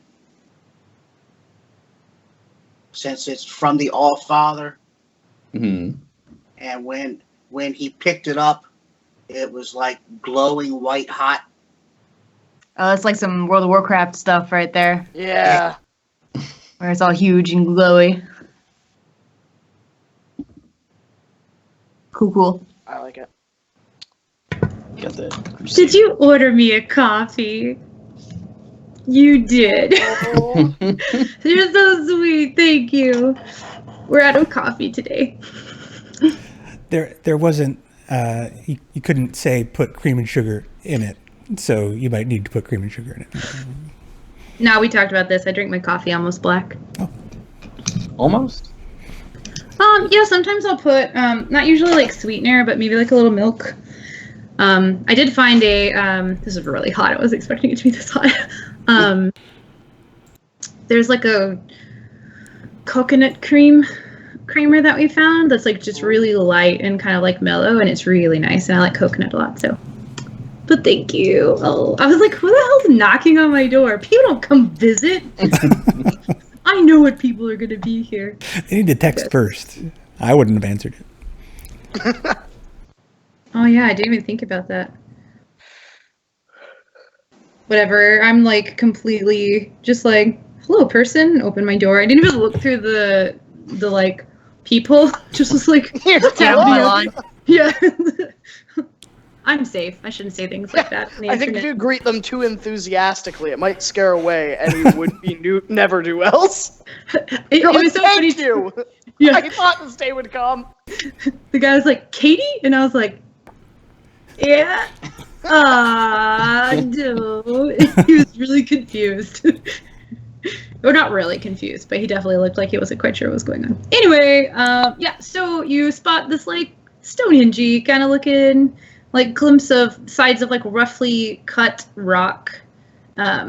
Purposefully cut looking and stacked, but not, like, finely made or anything like that. Okay. Is there anything that looks like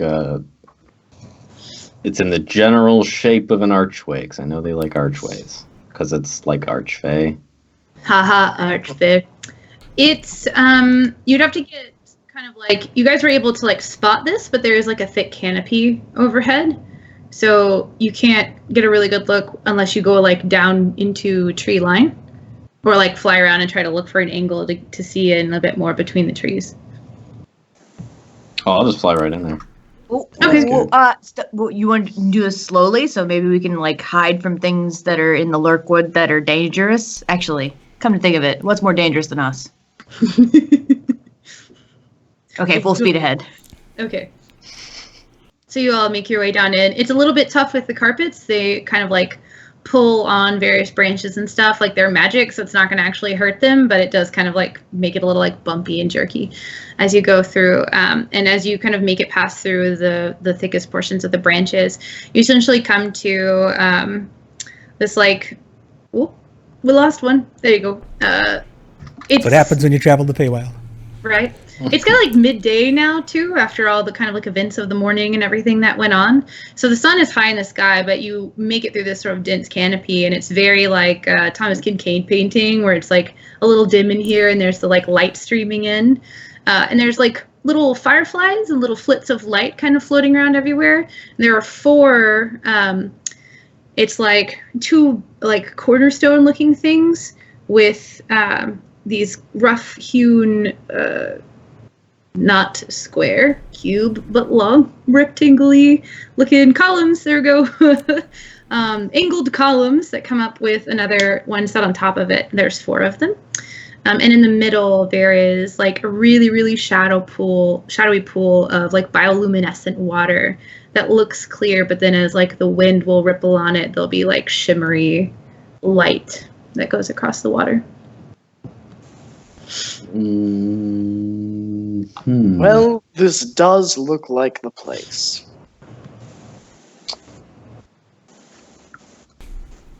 Yep, it does. I didn't prepare augury today. I'm just gonna hop off the carpet, land, do a little superhero landing, and just do the thing where I poke it with my glaive. Poke the water? Yeah. The water says ow. Comes up into an ooze. No.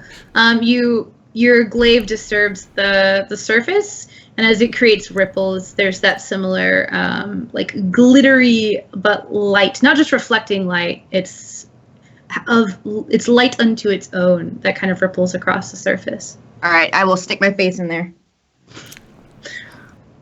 You stick your head through, and you all watch this as Nas's head goes in, and where her face should have hit the ground like an inch or two in, it just down through to the neck. And you are looking up through the bottom, like you're under the water, looking up towards like, as if you were on the bottom of a small pond, and you can see the surface above you, probably like 10 feet away. Yeah, it's Portal. Great. Hop back on, and we'll just go right through. Okay.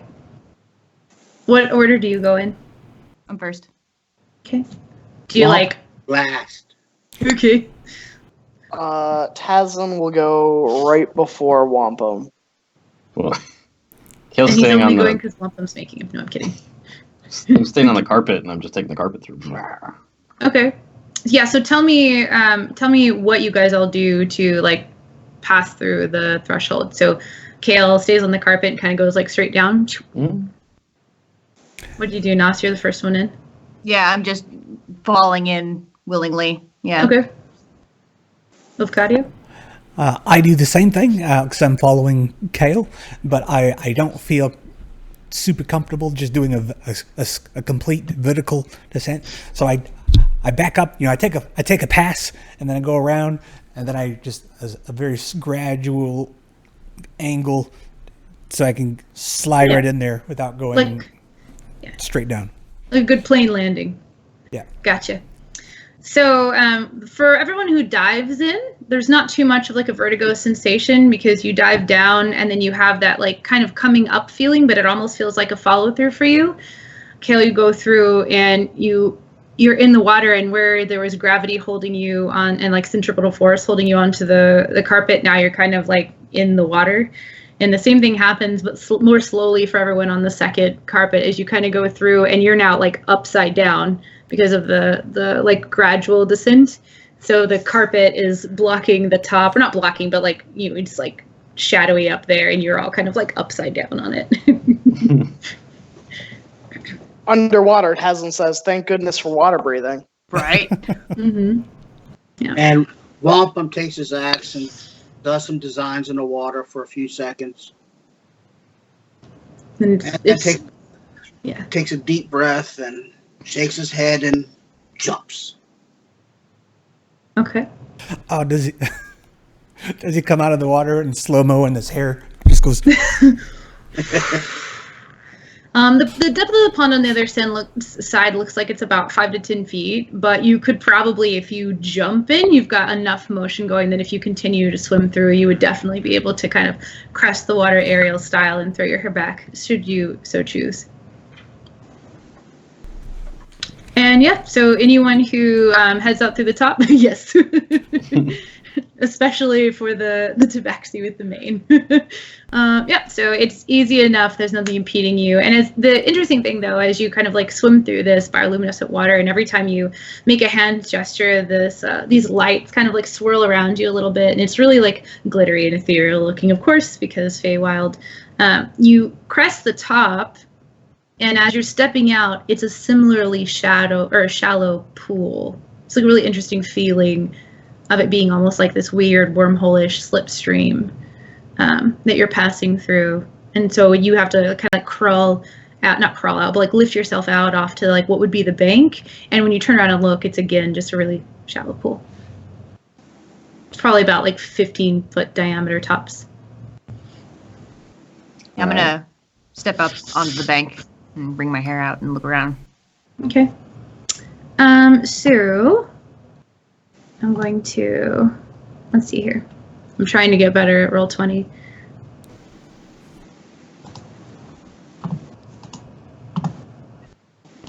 You should be loading up a new page now. Mm-hmm. It even has sounds. Oh yeah, I forgot about that. I think I muted it on my end. I should unmute it. Oh no, there it goes. It's really nice. Yeah. So you see the same stone structures. There's kind of like almost this light radiating from the water that once you get out, you can kind of see it's like half reflection and half the bioluminescence, and there's just this sort of general like glow in the dim twilight of this world. And everything here does look green-ish, but there's that dim twilight-esque feel to it. Oops, Wampum's cut. That was square. Waffle was too square, man. Okay. All right, so we're here. Is everybody? Everybody's cool. Yeah. What are you gonna say Gradual now? meeting us, or are we going to her, or are we going straight to this city place? Do we know where the city place is? You know that the last, the comments made about where the girl had, I'm going to mute the weird noises now because I don't know what that was. we're not going to do. Hey, but I don't know how actually, so we're just gonna, it's fine, whatever, I'll stop mumbling. So she had been in the like real world map area where the city would be is the Great Forest, which is south of Lurkwood on the real world map. So if everything is kind of like staying where it should be, then Right, you we should need be to- going south and east We through need to the hop Evermore. back on the carpets. Mm-hmm. Mhm. All right, I'll do that. Everyone make a perception check.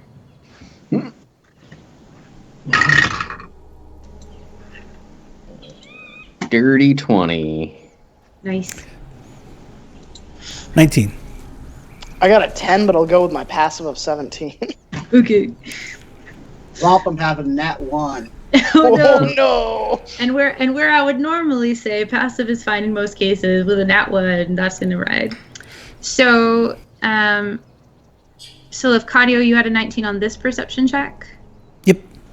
Okay, so you are the only one that hears this like tittering giggling, kind of coming from all around you, as everyone's kind of getting out and discussing like what the next plans are and where to go. And Cael had a 20.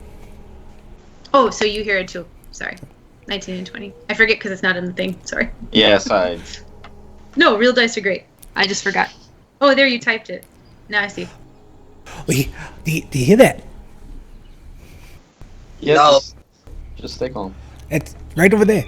I know. Do you remember what I told everybody? Everybody remember what I told you before? Just stay calm when you're here. Don't. I Yeah. don't. What did you tell me before? Well, I told you before you came. I absolutely don't remember you telling me anything. All right. Go wild, everybody. Whatever. And I need everyone to make a wisdom save. Hooray! Easy. Nat 20 again. Oh, shit. Woo! Dang. Also nat 20. Hey, Hey, woo. on that 20. Hey! Yay, and that one! Oh no! So what's my bonus? All right, so let me just type in 31. I think I'll take a luck on this. Would Okay. this be like a charm effect? Because I think I have advantage if it's like a charm effect. I'm an elf. It is a charm effect. Mm-hmm. So if you'd like to roll again, go ahead. Yeah, sure. Or do you want me to use the 15? Because it's up to you. Oh yeah. A 15. That would be advantage. Okay. Okay. So, I know that there were several natural 20s here, but I'm trying to. There's what I'm looking for. Who made below a 16 then? Tazlin? Ah, flip. Yeah, me too. Tazlin and Nas. This sense of dread kind of washes over you, and it occurs to you that you're in the Feywild. This is a really terrifying place. There are a lot of very dangerous things here, a lot of creatures that it's difficult to tell the difference between good and evil in a place like this because there's so much mischief and so much chaos that something could come and attack you just simply because it was bored that day, like the whims of the Fey. And you are under the fear effect. You know, I gotta figure out how that settles with me because usually the prospect of weird, crazy, wild things coming out to do battle is quite a nice thing. Mm-hmm.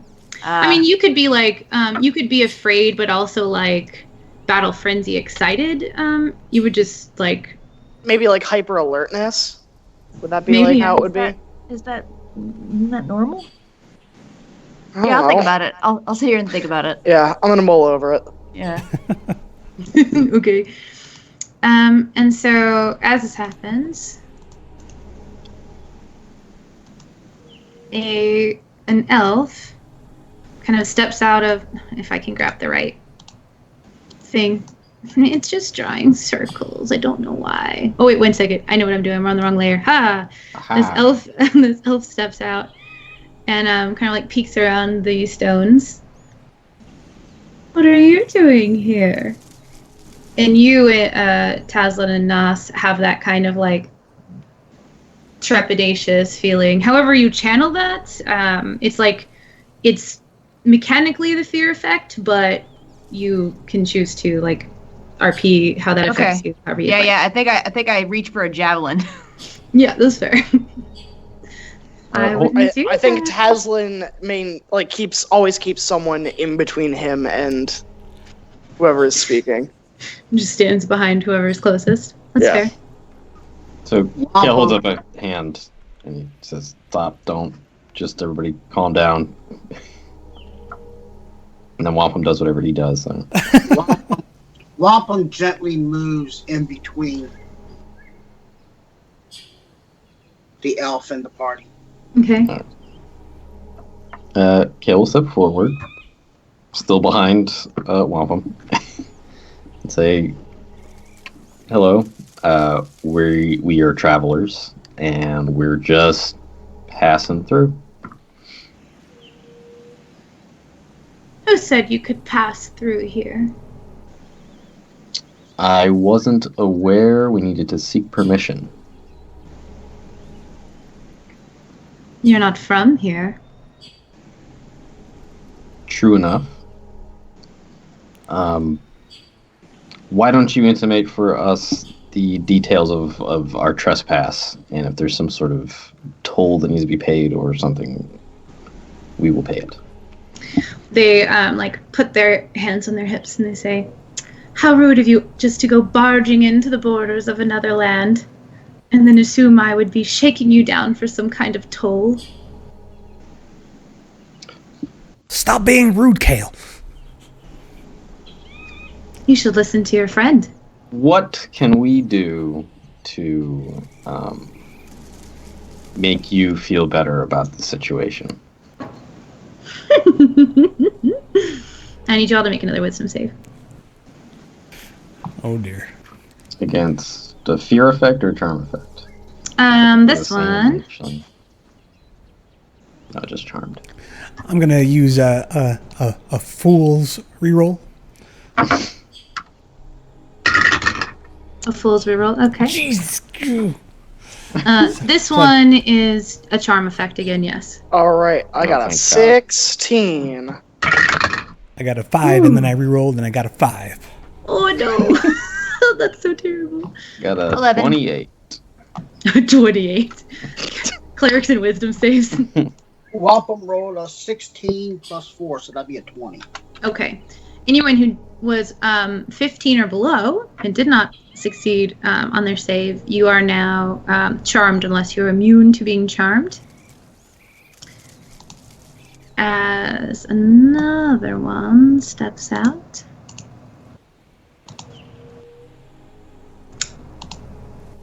Kind of behind you a little bit. Ooh, and the rustling in the background made that work out really well.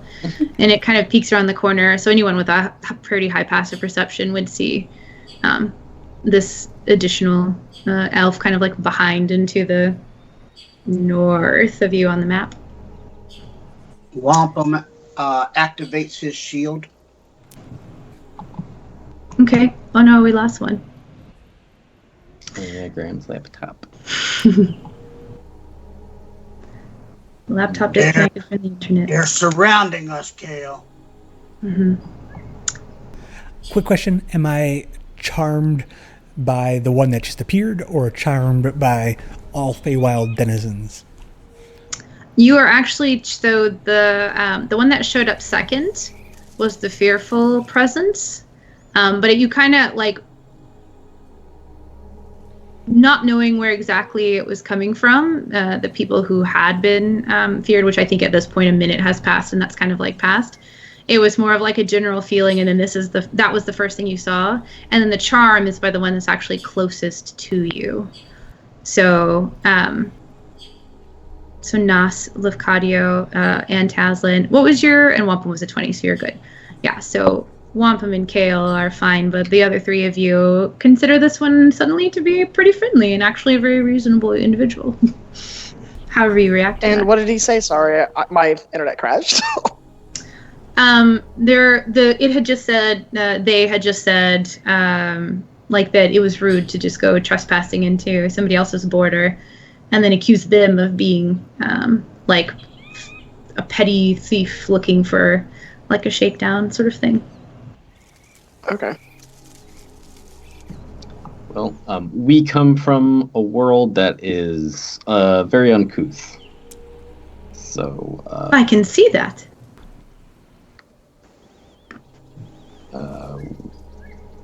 I regret that we brought our preconceived notions of what this situation was with us and imposed them upon you. And they just kind of like quirk their head at you and like turn it sideways, and their eyebrow goes up. And I need you all to make another wisdom save.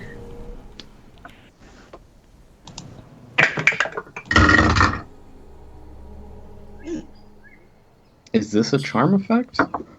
This one is yes, this one is charm as well.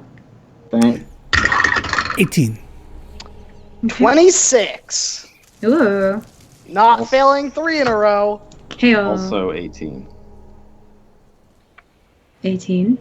Okay, so this one you feel no effect from. And this one looks, so the second two look slightly more like on the masculine side, although with elves their features are still really fine. The first one looks much more feminine with this big frilled hair that has like autumn leaves in it. And the last one that steps out has this green hair with like light pink and white flowers growing in it. And it just kind of looks at you and it's like, I think it's time to have some fun. And I want you to roll initiative. Oh boy. Oh boy. Yay! I have just the spell. Chain lightning. Enjoy. Oh my god.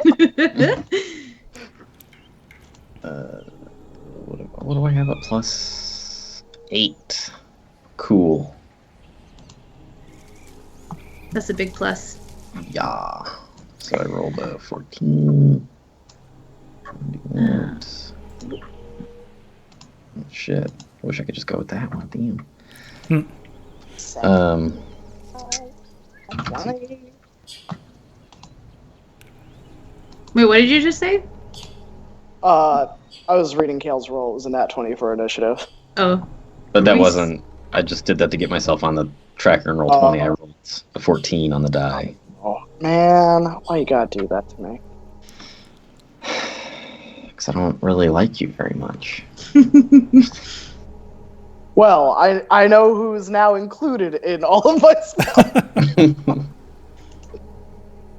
Oh, I love you, Betty. I love you too, Graham.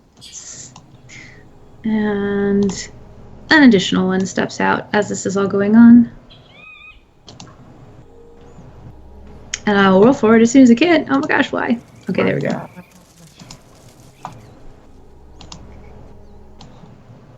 Alright. Let me order these really quick.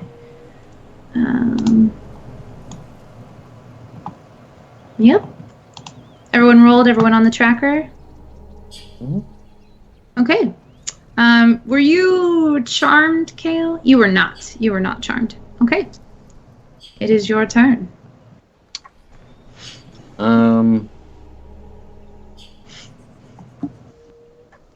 Cael will take the drift globe out and he'll use. I guess it probably takes an action to do these old speak another command words in action. Blah blah blah blah blah blah blah blah blah blah blah. So he'll have it just activate with light and just kind of hover in the air. So he'll just like throw up a disco ball basically. Yep. He'll just. I guess kind of the idea is that he's trying to entreat them to not think of combat as fun. He's just gonna be like, let's all discuss what our definition of fun really is. Perhaps we could just have a dance or something. I love it. And that's my turn. Okay. Then it is Nasa's turn. Can you indicate which one is the scary one, which one is the charming one, which one is the? Because I'm very confused right now. Yeah, that's fair. It was meant to be confusing. Okay, so the fear effect, it only lasts for a minute, and there was conversation. So it was the one to the north, and I'll mark it with the weird wavy lines, but nobody is under the fear effect currently. Okay. And then the one to the right is the charming one. Yes. Okay. This one was, we'll do the heart on it because it was charming. And then the one behind would have been charming as well, but it would have been in a different way. But nobody succumbed to that one, so we're going to put a leaf there because that was a different type of charm. And there's an additional one that has stepped out that has not had any sort of like act or effect yet. So that one is still unknown. Okay. I think what I'm going to do then is I'm going to... Wampum seems to be covering Cael decently, so I think I'm going to go stand in front of Taslin. And I will rage, but it's going to be one of those more subdued versions where I get in front of Taslin, I flourish my glaive, and then I just snort like a bull. Okay, I love it. Are you planning on holding an action? Yeah, if something comes within reach, I've got Polearm Master, so I'm going to be poking it anyways. So. Okay. Perf. Okay. So then you have a held action. Remind me if that gets triggered. It's not a held action. It's going to be a reaction regardless, because Polearm Master enables you within, if something comes within your reach of my glaive, which is 10 feet, then I get a free attack on it. Oh, that's cool. I know. Good to know. So remind me if that becomes a thing. Okay. And so then if you're finished, Wampum's turn. Wampum is, since he knows everybody is nervous, and he's just going to walk up and swing. Okay. Make an attack roll. I'm going to yell at Wampum. I said, "What are you doing? That's a host." Ah! And then he rolled a 8 plus 12 be a 20. A 20. And that was against the autumn one. Yes, that hits. Alright. So that is going to be 9 points of slashing and 6 points of radiant, and then 7 on top of that, so a 22. Okay. That's your first attack. So you make your attack, and the light sort of this like warm, gentle light to you kind of like flares up from your hand. And this is the first time you've like used it in this sense. And you make a deep cut into like the kind of like the weak part of the armor here with the arm and the shoulder, and you can see it like obviously is a good solid hit, but you can see this sort of light kind of like flash up and kind of like travel into the wound almost, and that's how you see the like magic effect of this. Continue. Second swing is a 7 plus 12, 19. Okay. And it's almost kind of creepy, not like actually causing you fear, but as you're making these swings and your axe is sinking deeply and you know that you're making good solid hits, it's just kind of smiling at you in this almost like crazed sort of way. And I'm starting to grip my teeth a little bit. So 7 points of normal, 3 points of necrotic, and additional 7 for strength on top of that, 17. Okay. Third attack is a nat 20. Ayo.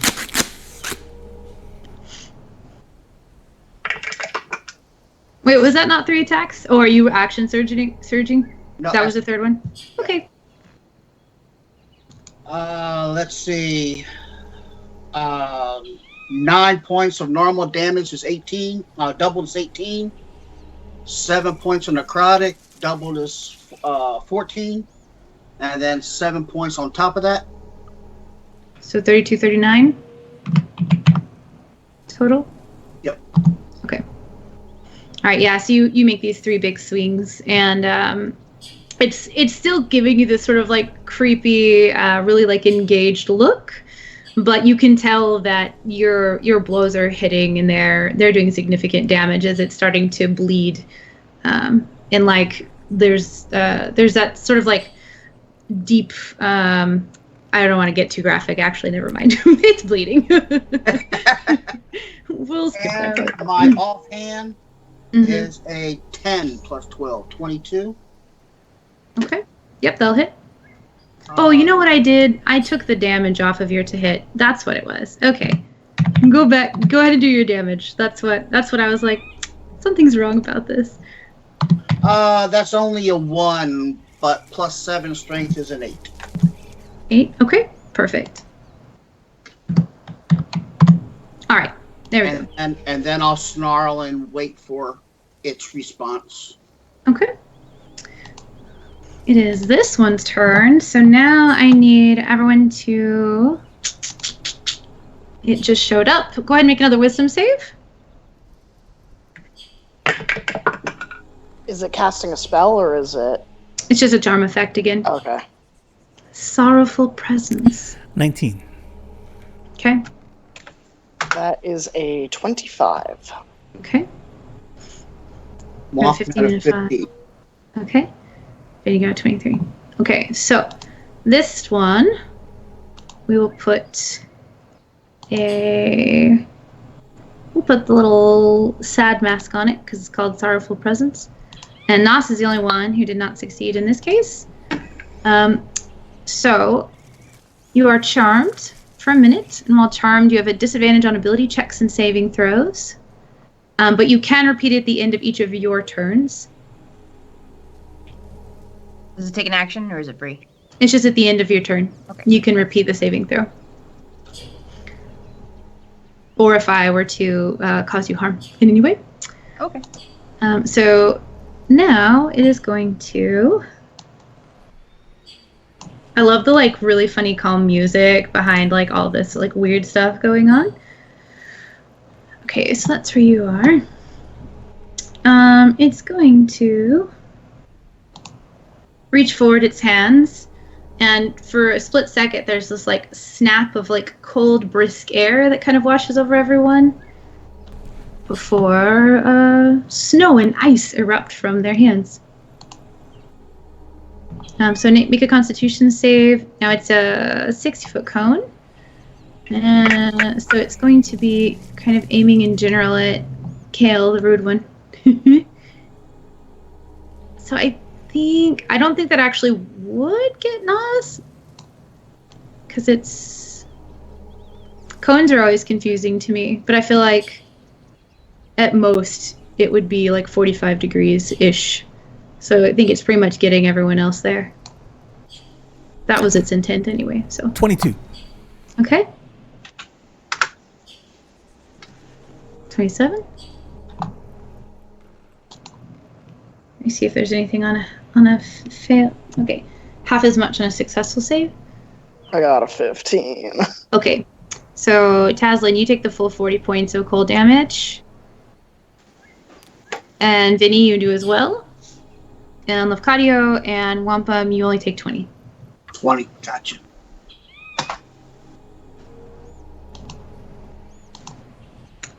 And yep.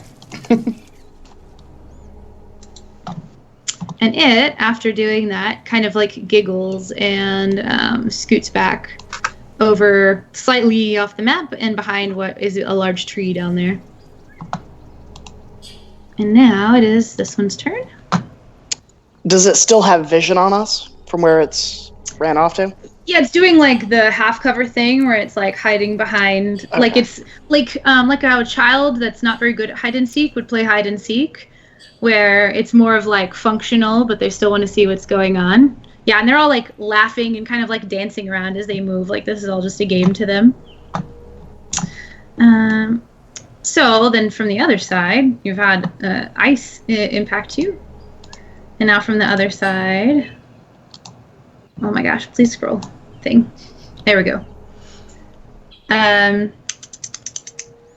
It reaches back to where like nothing is actually, and then it pulls out a longbow out of nowhere. And it's going to, Lefcadio is the closest, so it's just going to make 2 shots at you really quick. Oh, but of course I critically failed.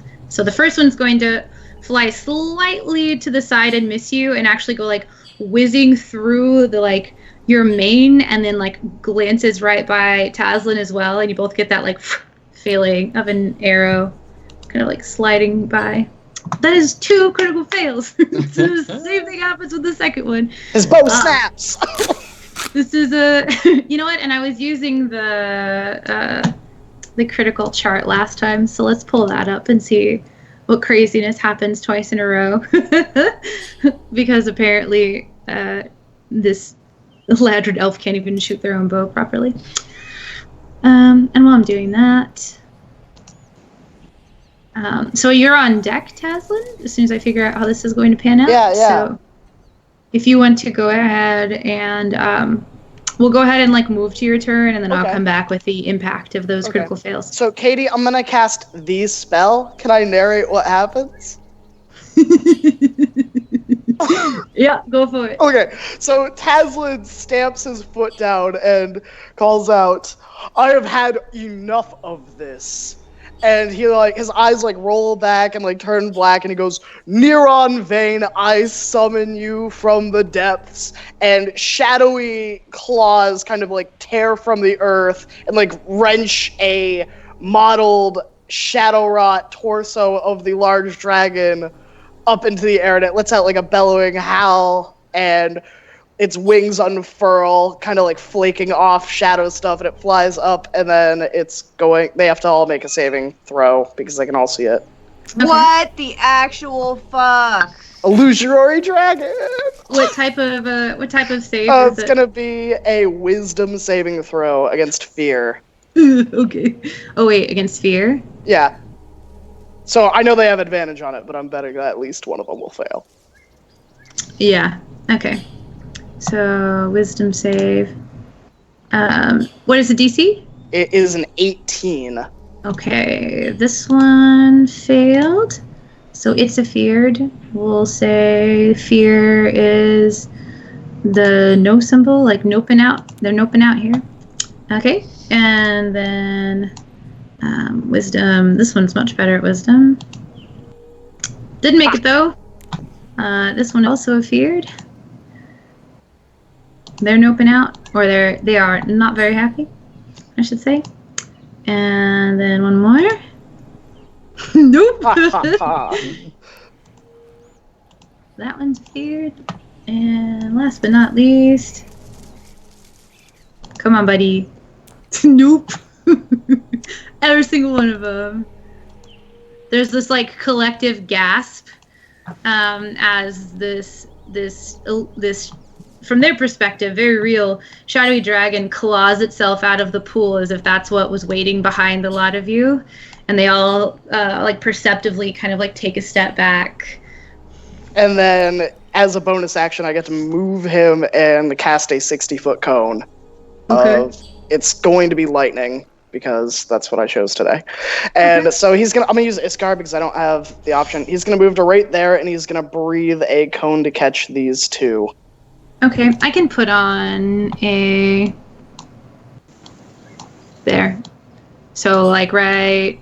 Oh, you're using your thing? Yeah, I just moved Iskar because it was... Okay. I had.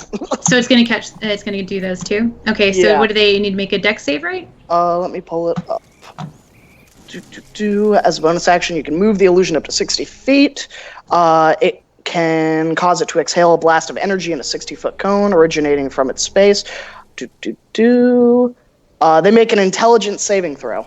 Oh, right, because it's an illusion. Okay. Yep. Got a 20 for the first one.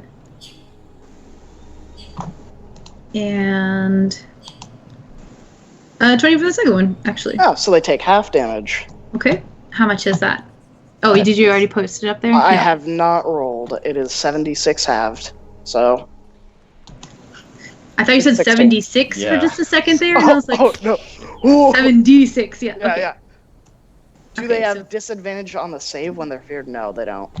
They just can't move closer to it. Yep. That's not what I wanted it to do. Which one was that one? The summer one?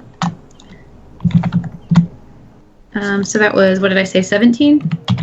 Half of 33? 15, 16, yeah, we'll say 17. Graham, are your party members mechanically affected by this spell? No, it specifies that it is only enemies that can see it must succeed. So we don't even know it's there. We just heard you say something about Naren Vane. I don't know. Like, I partially thought you guys would be able to see it, but you just would be like, oh, Tazlin's doing something. Yeah, I think that you can all see what's happening. It's just you're immune to the fear effect because it's not directed at you. It's kind of like the concept of the wizards who can like spell shape. To like, I'm casting a fireball, but I'm making a hole for my friend so they don't get burned. It's kind of like the same concept where like, you know what's going on, but it's clear that Tazlin's doing this and he's not intending for you to be impacted by any kind of frightful presence. So you don't have, like you as a character might be like, what the hell is going on right now? But you are not mechanically afeared of this thing. Got it. Illusion is tangible because of the shadow stuff used to create it. Yeah, like high illusions are physical and you can go and touch them and you will feel that I think like there's a certain DC that you can make. And I think with that grandiose end, it's a good point to wrap it up. So this shadowy, illusory Naren Vane comes bursting out of the pool of water and electrocutes two of these mischievous elves. So yeah, that happened. I love it. I had half forgotten what the thing was, and I was like, I remember mostly what we were doing, and then you started talking, and I was like, right, I almost used it during the festival where Tazlin when he was fiddling with like the weather. Oh no, everybody chose better. Hi Tom, by the way. So thank you for joining us, everyone. We'll be picking back up probably here next week. No, I'm kidding. We'll be picking back up here next week.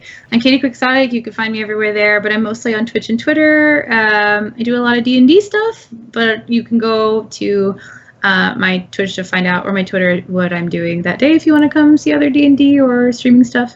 That's all that I have to say about that. You guys can all go now. Carl. Hi, I'm Carl, and I was playing Lafcadia Whitehorn, the Tabaxi Warlock. As a thing that I liked this session, I liked the reminders that the child tiefling was in the room. A lot of times when there's an extra NPC or like a familiar or a pet or something like that, they just fade into the background when the main character is doing the thing. So the reminder that the child was also there said, oh, this is another thing for me to interact with. So I really appreciated that, and that's all I have to say about that. I'm Vinny. I played Cael, the cleric, who can only cast the light spell. You can't find you could find me on social media, but you're gonna be really disappointed. It's like digging up a treasure chest and then it's just empty, or there's just like a statue of a middle finger inside it. Anyway, my favorite part, as